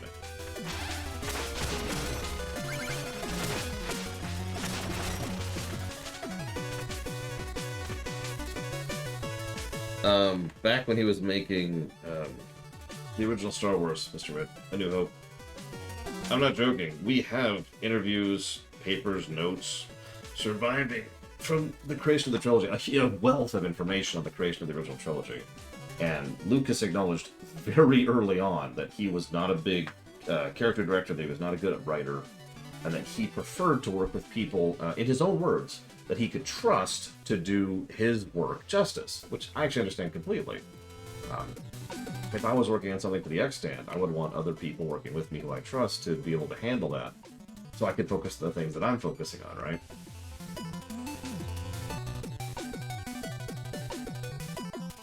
Hang on. Just double checking the room we're in to make sure there's nothing in here. Looks like no. Okay, we're good. We're almost to some of the hell portions, though. What's Lucas's strengths? Well, he has several. First of all, he is a brilliant technical director. I don't just mean in terms of establishing shots and action kind of scenes. Second unit is what it's usually called, second unit director. He can set a scene and a very, very, very, very effectively. If you've ever seen any of those panning shots or those establishing shots in Star Wars, that's Lucas showing his strength. There's several examples of this. The initial shot of the Star Destroyer going overhead after the Krellian Corvette, that's Lucas. He's also, so I mentioned he's technical, a lot of that comes from his background, which is a lot of, whoa, no. I'm gonna die on purpose. A lot of that is, it comes through in a lot of his scenes. He's really good at setting up dominoes, I think is how I want to explain it. I know that's the weirdest way to put that, but he can really set up a sequence of events, not in the strictest sense of a plot, more like he can build tension and pacing and atmosphere fairly effectively, all things considered. Okay, it was just a gem. I died for a gem. I'm gonna get the damn thing. I died for health, even more useful. Okay.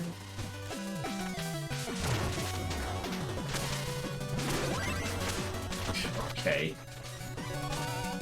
And yeah, another thing he's very useful at, which you generally don't see on the camera, is the stuff you never see on camera. Yeah, exactly, Andrew. He's very good at where the lights should be, where the cameras should be, blocking, and a lot of the more technical side of the behind-the-scenes stuff. George is very, very good at making a movie actually happen. I know that doesn't mean much to most people because none of that really shows on the camera. But the reason so many of the Star Wars films exist is because he was sufficiently talented at the practical application of making the movie actually happen. Make sense? And it's a huge strength of his, and he's been very good at it for a long time. Yeah, oh, absolutely, J. Palmer, I agree. Whoops, attack that.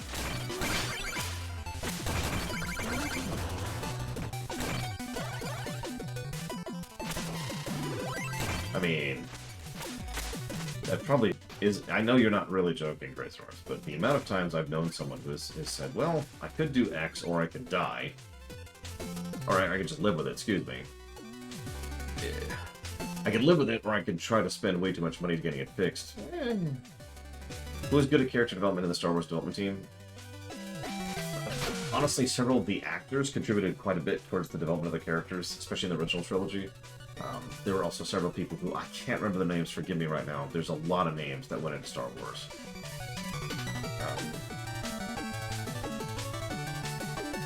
The guy who wrote Empire Strikes Back pushed a lot of them a great deal forwards. A lot of the EU authors were pulled in as consulting for several things, stuff like that. Having said all that, this poor fish. Every time, this poor fish. I'm sorry. It's kind of hard to maintain a train of thought with this game, because this game is actually pretty rough. I don't know if you knew this.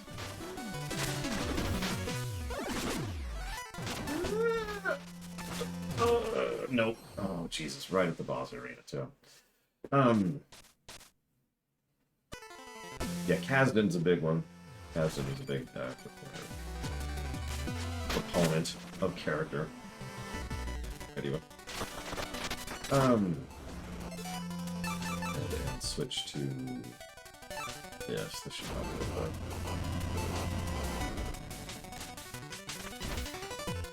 There's one other strength that Lucas has. I'm trying to put it into words. This is what I was stuttering on.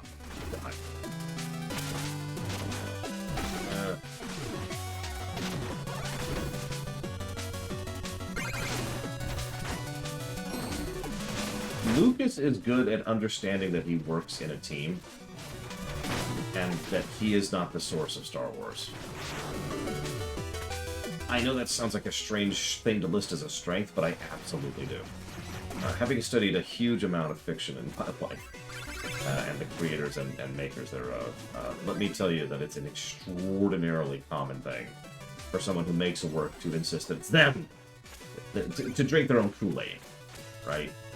Yeah, obviously Gene Roddenberry is like her example of that nonsense. But Hideo Kojima is another example of that. There are other examples. There are other examples of creators who just sort of get into this mentality that they are the creative genius. And Lucas, for a huge portion of his, has understood that he is a part of the team and worked with them. Even Episode 1, which is kind of the asterisk to that, is the only asterisk to that. Because as soon as... I know Episode 2 is arguably worse than Episode 1, but for all of its flaws... Yeah, M. Night Shyamalan, that's another example. For all its flaws, it must be noted that Lucas acknowledged that he was not relying on his team enough after Episode 1, and did so from Episode 2 onwards. Oh, hey, Zar. Sure, interrupt me, why not? I mean... It's only an extraordinarily difficult stage in a platformer that I'm dying horribly at. I get this. Challenge mode engaged. I should have been like pose. I should have posed, Owl. I got this. Oh yeah, speaking of people who drink their own Kool-Aid, Nolan North. Or not Nolan North, sorry. Christopher Nolan. I always get those two confused. Christopher Nolan.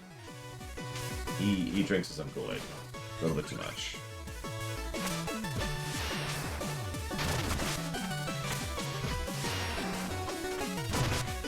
Yeah, Nolan North is cool. That's why I had to immediately correct myself. You know, what's irritating about Christopher Nolan is he is a good filmmaker. It's just his team is a good filmmaker. You ever notice he tends to reuse a lot of people, including actors? Oh, there's a frickin' reason for that, you know? This is forwards. Speaking of Nolan, have I seen Barbie yet? I love that segue because of how much sense it makes, but either way, no. I'm probably not going to, at least not in the theaters. Because, you know, time.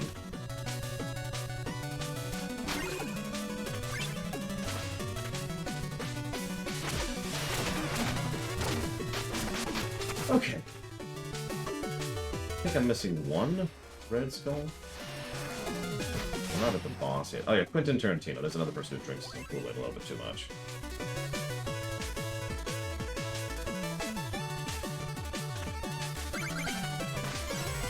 The main character wields a spear instead of a sword. In any game? Joss Whedon could go directly to him. Joss Whedon is like... Well, okay, this is exaggerative. But Joss Whedon is kind of like Gene Roddenberry, in that... let me explain. In that the more I learned about it, the more I researched, the more I actually look into it, the more I learn that I really dislike this person. So, this is the worst part of the stage. You remember Super Mario Bros. 3, right? I mean, this is straight up Big Bertha. It's like the same AI script and everything. Okay, I think I'm safe here for a moment. Appear to be safe. Thank you very much, Uthor. Always. If you want to put that towards something other than Oppenheimer, please let me know. J.J. Abrams is a weird case, because he's not...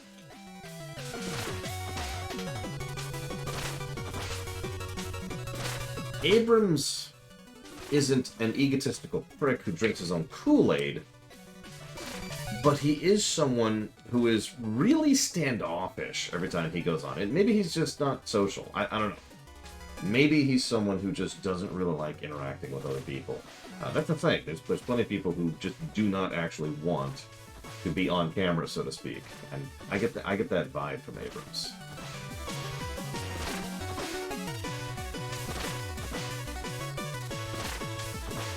Jedi Fallen Order, Jedi Survivor, and the all-amazing Cities Skylines 2. Thank you, people, very much. Okay. Next run.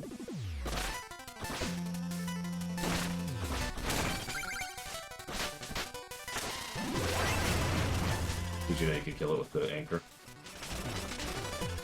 Yeah, that should be the last one right there. Worth the death if we grab it. But we didn't die. Michael Bay is a weird case, because Michael Bay is actually a pretty decent guy off camera. I know that sounds weird, but it's true. He's not the best. He's not, like, legit, like Keanu Reeves or Jonathan Frakes, but he's, like, decent, which I know sounds pathetic, but that puts him way ahead of the pack when it comes to big-name directors. He's pretty honest with himself, takes care of his people, works well with people, you know, knows his limits, knows what he's about, and doesn't really have a particularly big ego. He's just doing his thing.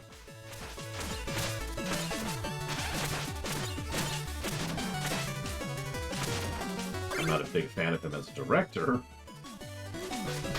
but, you know.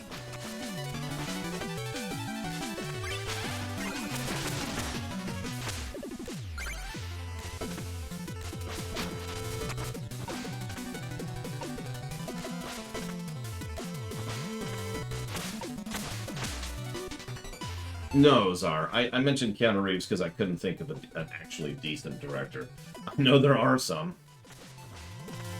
I couldn't think of any off the top of my head. I was in the middle of doing a difficult job, so I couldn't think of it. I hope you liked it, by the way. Oppenheimer, I mean. James Gunn? I don't know anything about James Gunn off camera. Ron Howard is...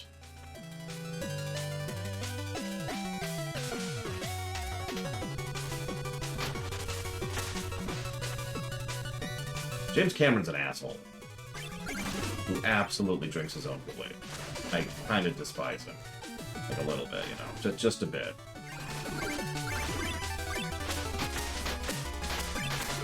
The one thing that works for him, and this has worked, so one of the reasons so many directors are assholes, because assholes tend to get things done. It's why Stanley Kubrick was a good director. It's because he was an asshole. He has the ego necessary to just kind of shove his way through limitations in order to make the film, because all he cares about is the film, not the people making it. Oh, that's okay. Maybe we'll try this again. I think Roxanne Dawson went on to get things. Okay, so we're going to try this time. I don't know anything about Ron Howard. So I shrug at Ron Howard. Glad I did it. That was a skull. I did not want to redo this stage. Should be our last skull, I do believe. There's a way to check. Jon Favreau is pretty legit. I'll give you him. And I already mentioned Jonathan Frakes, who is pretty awesome, too. Okay, that was a thing that happened.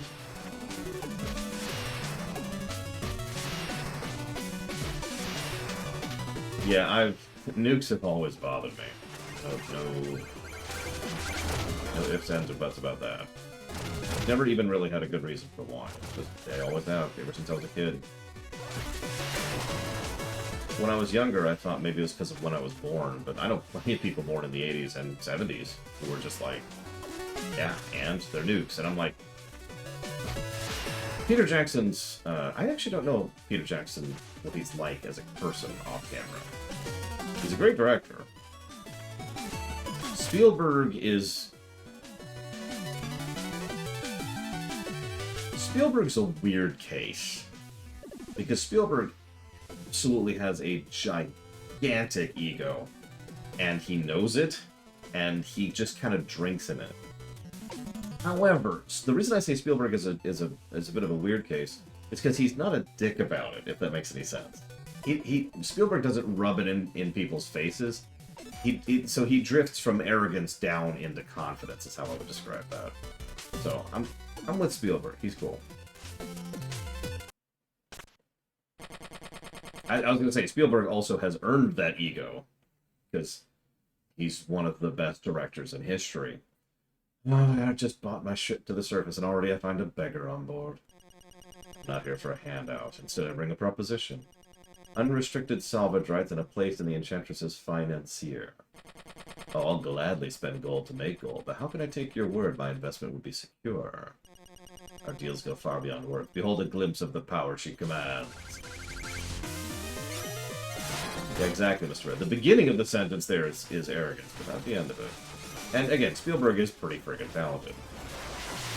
Scorsese's... he's a film snob, is the nicest way to phrase that. And those kind of people rub me wrong. But it's worth noting there's nothing actually wrong with him. Like some people are assholes, and then some people are terrible human beings. And there is a gap there that needs to be acknowledged. But Scorsese is a dick without actually being an actually horrible human being. So, give that what you will. A film snob is exactly what it sounds like. Like any other snob, except, you know, about film.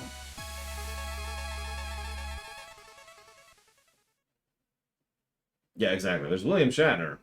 Then there's Gene Roddenberry. So now we have the ship. You can see it in the background. No, he's a film snob.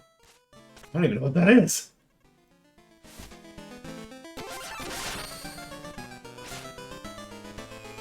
What is he doing? He's film stopping.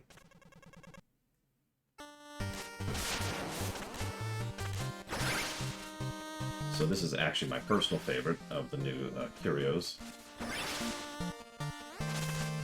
Gives us finally a little bit of vertical height in case we make a screw up. So this is essentially bad skill protection, whatever you want to call that. Guillermo del Toro, from everything I understand, is actually a pretty cool guy. Although I'm not actually a huge fan of his films, believe it or not.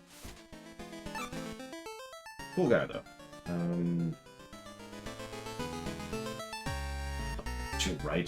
Yeah, Coppola is also absolutely a film snob. A decent number of people from that particular era are film snobs. Lucas almost was a snob, but I think how many people helped him make his vision a reality, helped him to learn a little bit of humility and an understanding and appreciation for, you know, cinema outside of the art. I think, was it Coppola? I think Coppola or Del Toro, not Del Toro, excuse me, Scorsese, I forget which one, has said several times that the greatest sin that has ever happened in human history, in cinematic history, is Star Wars. Because it robbed the world of George Lucas. And that just says everything about what a film snob is right there. It was Coppola. I know it was one of them because he's a friend of George. I was told there was a banquet hall. This is a travesty. The only thing to fit to order here is a complete renovation. Well, then do it. Jesus. Emmerich? Emmerich's a weird one, so I don't know anything about Emmerich off camera. What I do know about Emmerich is that he has a very specific niche, and he is, let's be honest with ourselves, very good at it. Emmerich also does not work in a vacuum, and he knows that. We tend to just credit Emmerich, but it's actually Emmerich and his brother and the rest of his team, so credit where credit is due.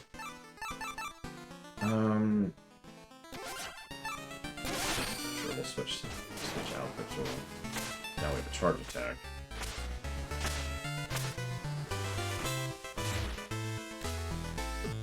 Yeah, Emmerich the Emmerich team kind of owns disaster movies, and for a good reason. By the way, I love how the window is still broken in the corner.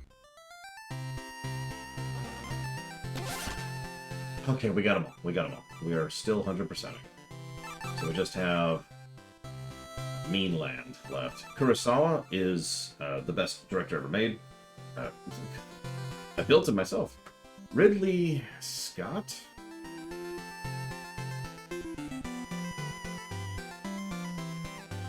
I don't know much about Ang Lee, sorry. I'm sure I'm talking about the right person here. Yep, no, that's Ridley Scott. So I don't know much about Ridley Scott off camera. Let me start with that.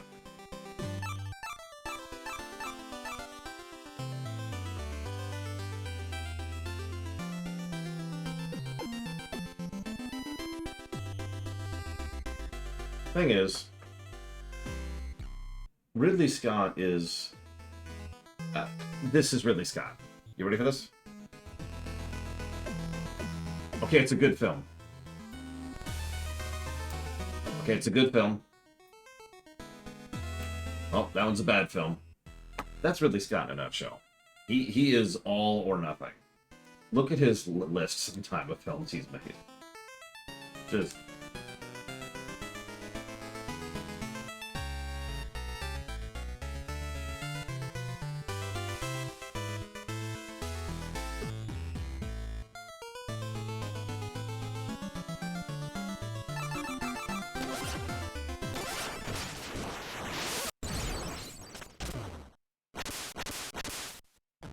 yeah, come on, Knight.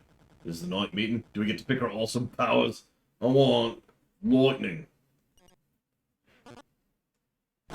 Oh, come on. Wait, did you see my righteous whip? Can I have a helmet? I'm a size large. Out now. But, yeah, get lost. But. Had the entrance moves, planned and everything. It was so cool. You know, for an order evil knight, you guys are really mean. I just want to be the main event. You haven't seen the last of the bars. We should really get some bars for the windows. Anyways. See you around, Diva. Hopefully.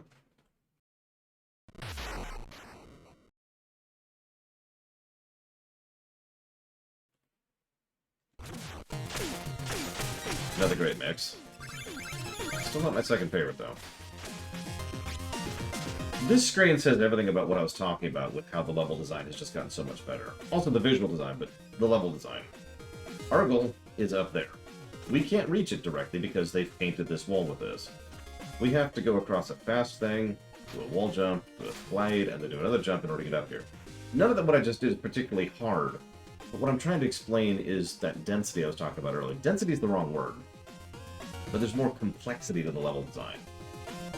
An inordinate quantity of level designers for 2D platformers will look at a screen like this and think, your goal is to get to the upper left, so they'll put a platform there, and you jump up on the platform, and then you get up there. And that's it. That's all they do. But this game, this specific game, Spectre Knight, bothers in almost every screen to have things like this.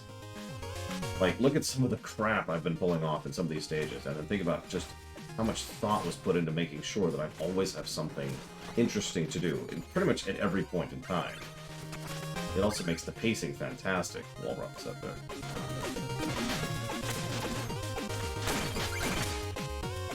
And yes, gameplay pacing is a thing, as we've talked about before. Like, even just here. Having to hit an item in order to knock it into the air, in order to be able to jump up, in order to be able to go to the left, in order to be able to go to the right. Now we got these things to deal with. It does, Blade Traval. And it's funny, because I'm pretty sure Cyber Shadow came out after this. But you're right.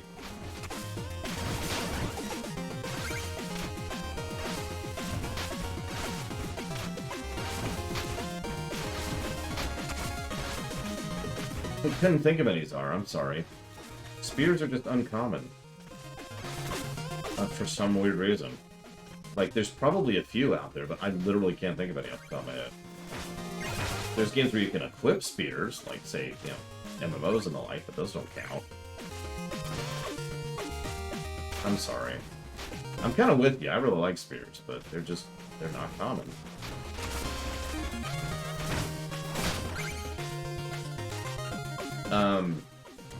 Sort of. So, look at the screen right now. 2 minuets. Are any of the walls on this screen destructible? Just look at it for a second.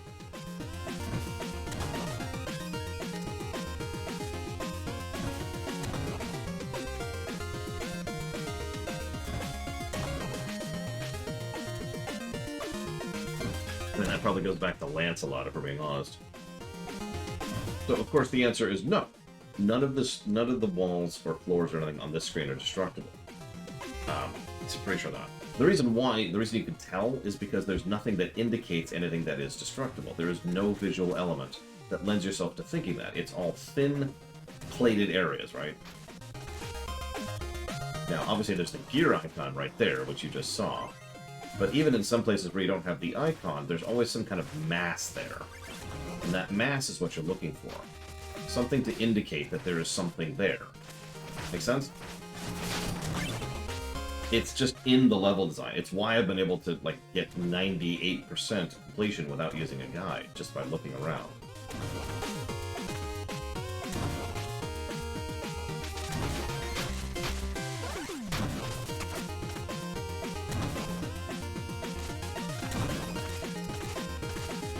Don't look at me. My character tri-wielded axes, so... No swords for me. And a scythe. Gotta have a scythe. Very important.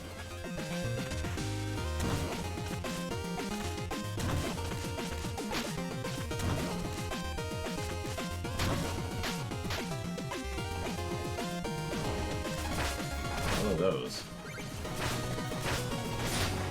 So you see that space right underneath us right here? I bet you there's something there. I'm not sure, but I'm gonna check, because I was right, see? You see what I mean? See how there's an indicator simply by the nature of it. I did like death in Darksiders 2, actually. Although I haven't played that game in a while, so grain of salt.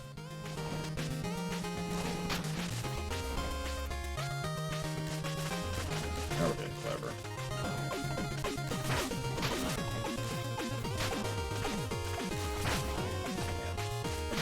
Go away.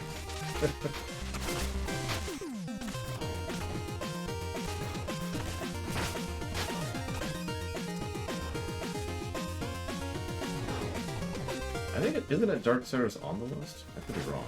Oh no, I think Darksiders 1 is on the list. We tried playing 3, and that kinda sucked. That was such a disappointment. We haven't played Genesis yet.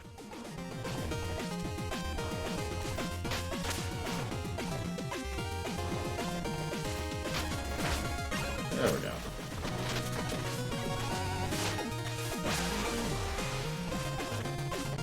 I mean, Darksiders 1 and 2 are straight-up Zelda games, and that's not an insult, honestly. It's just a statement of fact.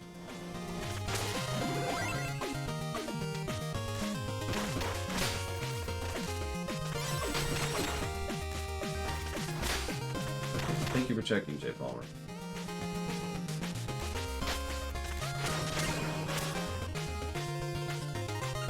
Celeste isn't on the list?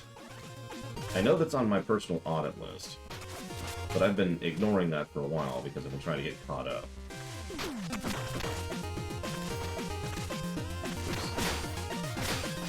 Pay attention, Laura. Pay attention, Laura. There you go. Nah.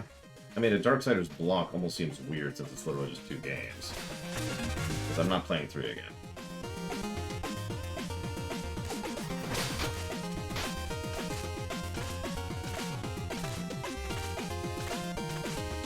How the gamble... what do you mean, Czar?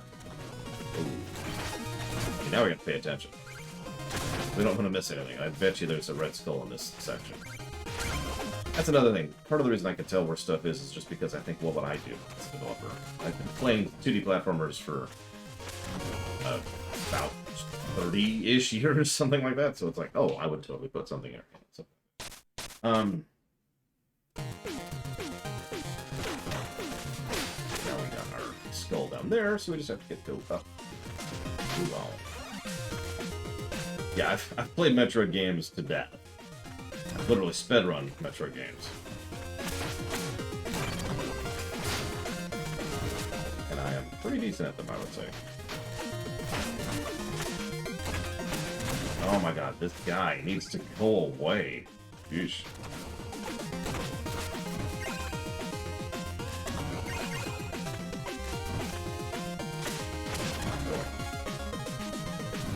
Yeah, I've also sped-runned and played a lot of Mega Man games. So I got some things under my belt.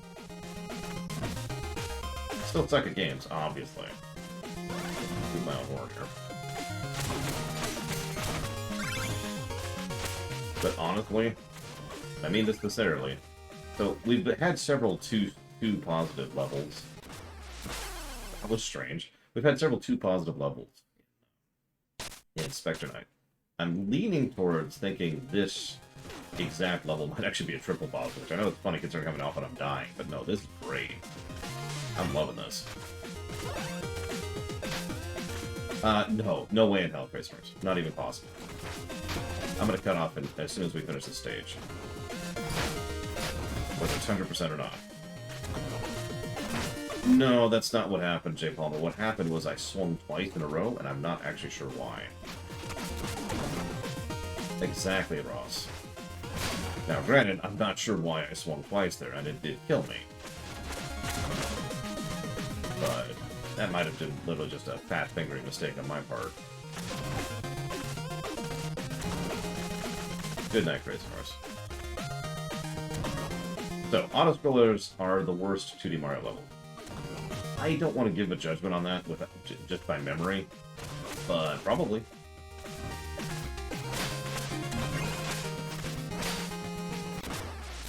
I got the skull, at least. I got the skull. Yeah, human error is a thing. See, that was a straight-up screw-up.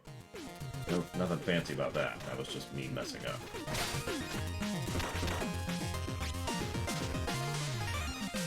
The biggest thing I don't like about auto-scrollers is if you die 3 seconds before the end of the auto-scroller, you gotta do the whole auto-scroller again.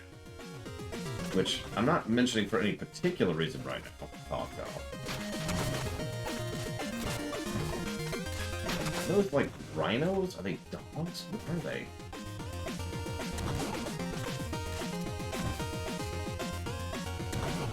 Yeah, speedrunners absolutely... Oh, Jesus, I was not looking. I literally wasn't looking at the screen. Speedrunners absolutely hate auto-scrollers. There's a reason why screw-around... So, okay. You've probably seen screw-around runs. It's when you just try to be as fancy as possible. You know, use all the abilities, all the items. Do stuff in an extraordinarily hard way just because it looks cool.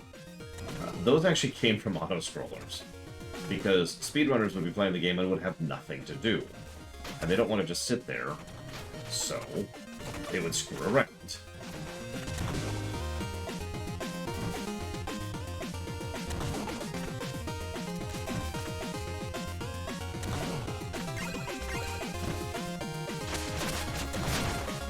Strange. I'm gonna stop looking away from the screen, I think.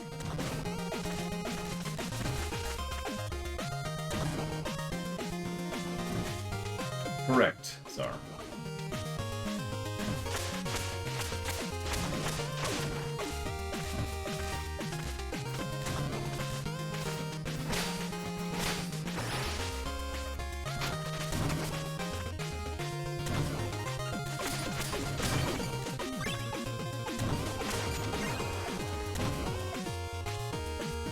Mr. Ed likes to not finish that. It's okay. We forgive him for it. I mean, maybe we don't. I don't know. I think I'm missing one.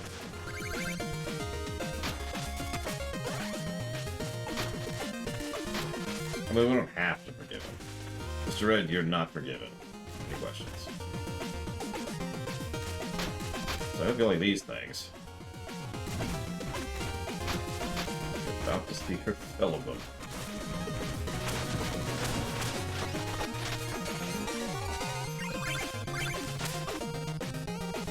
one of the biggest problems a lot of people have, and I mean no judgment in this sentence, is finishing things.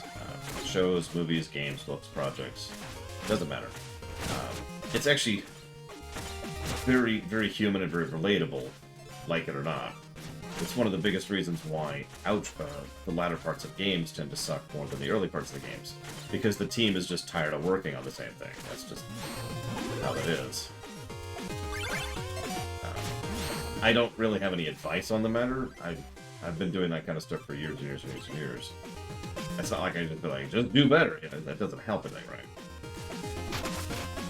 But it is a definite problem. Because if you just start stuff and never finish stuff... I suppose the biggest piece of advice I could give on the matter is to not get discouraged when you don't have progress. Either you have very little progress, or you don't have any progress at all. Like, the FF9 Theater took me 4 years to put out. And let me tell you, that got discouraging, but I always knew I was going to finish it. You know, I knew I was good for it, for lack of a better way to put that. And so that helped me to actually bother, you know what I mean? And to keep going until I finally did push out the FF9 Theater, which I did, and it was awesome. No, I mean, you're exactly right, Ross. It's a very common thing in game development. It's a common thing in a lot of things.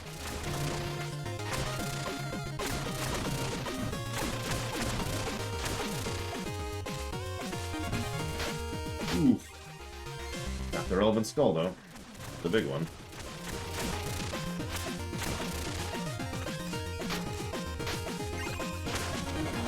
And a regular one.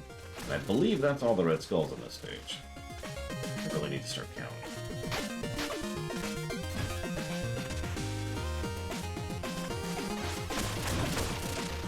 Oh, right, I'll just do this. Of course, I immediately get another skull, proving myself wrong in seconds. Oh, that was one. I really, really need to start counting these stupid skulls.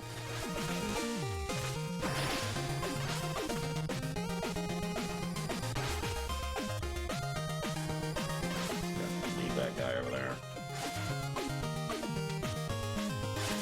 Just straight up. This is just a Mega Man screen at this point. We've stopped being, like, inspired by Mega Man. This is a Mega Man screen.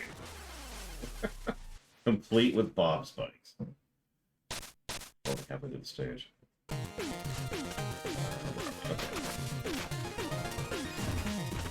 Thankfully, skulls stick. Sentences taken out of context for 500.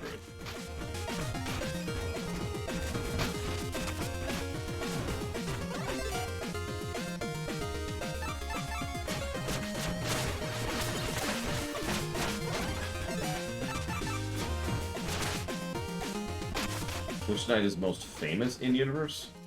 Honestly, probably Shovel and Shield. Why isn't Soten in the Castlevania block? Because Soten is its own wonderful, beautiful beast, and I don't feel like waiting. Also, we have 2 Castlevania blocks, last I checked. And they don't include all the Castlevania games. That's life. But no, the real reason is because Soten is specifically an audit run.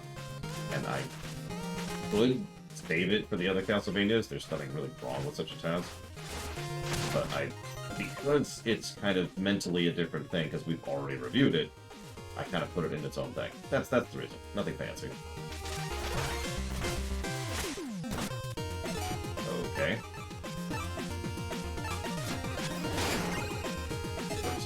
Murder that guy in the face. Yeah, it's... Would you believe I have a lot of fond memories of Castlevania 2?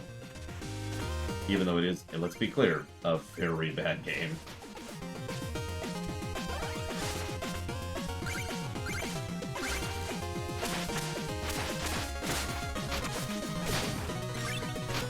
You're probably wondering why. It's one of the very first Metroidvanias. It's right at the beginning there, when they were first inventing what a Metroidvania was as a genre. And that is the reason, in a nutshell. And it's not going to review well, because it's not a good game. But we've talked about this before, how games that are the first to do a thing or are unique or special or whatever tend to be a little bit more memorable, and we tend to remember them a little bit more positively than, honestly, the games deserve. And that's Castlevania 2.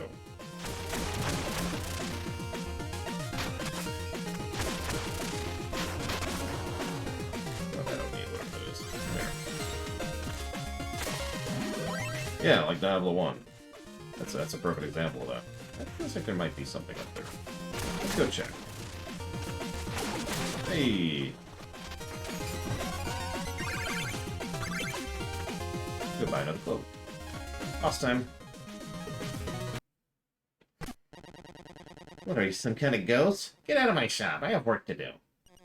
The Enchantress would like a word.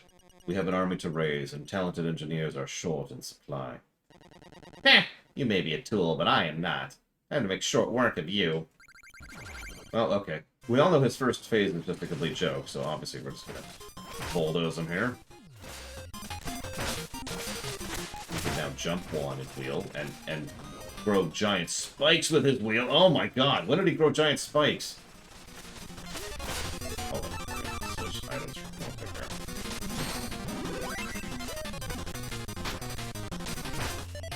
You know what? I'll take that, Mr. Ed. Thank you.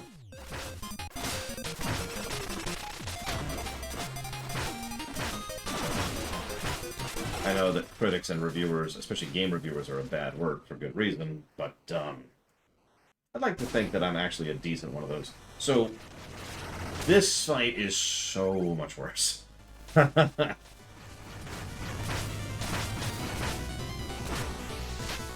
a good way. When I say worse, I mean harder. I don't mean bad. I mean, have fun. That's what I mean. It's the frickin' the dragon in Skull Castle 1 in Mega Man 2.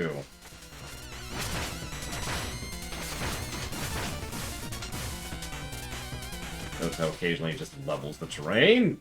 Oh, jeez. Oh my god, oh my god, oh my god. Okay, we're alive. We're alive. I don't know how. I don't know how, but they found me. Light found me. Be patient. We're not in a rush. 2, 3, 4, 5. Don't push. Don't push. 6. Holy crap.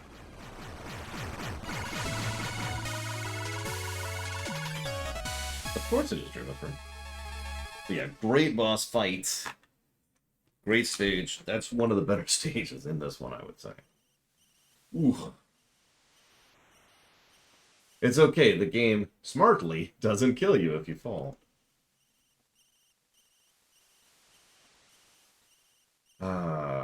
Hey, Dwayne Hicks. What was the name of the stage we just did? The Tower?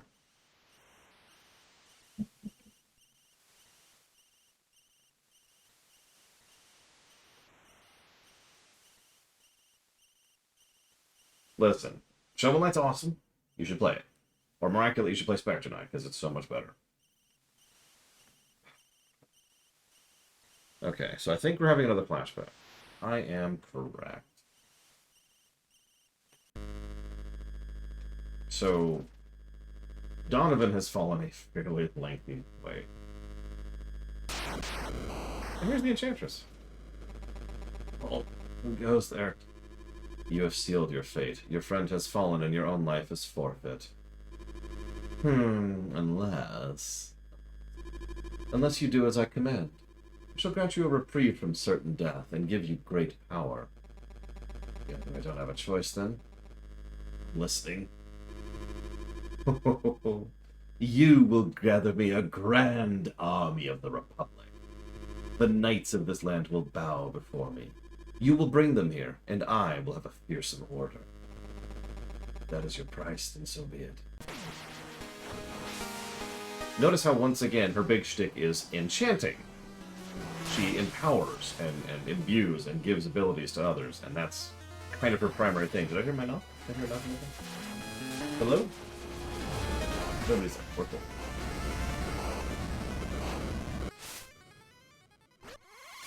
We only have one left to try to see. And she gives us the phase locket.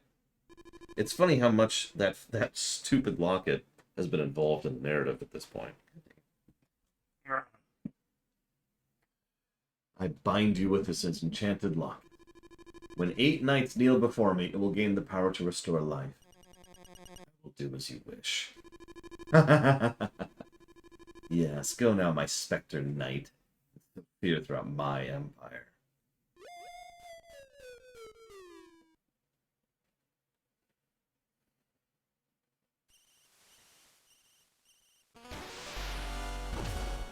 And of course, now you can see the tower in the background. So we're not going to do that yet. I want to save that for tomorrow. Let's go ahead and grab... Can't afford both.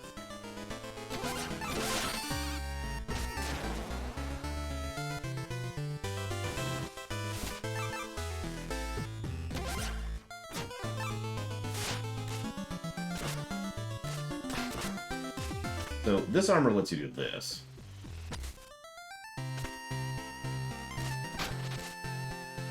There's a lot of traversal stuff in this game, aren't there?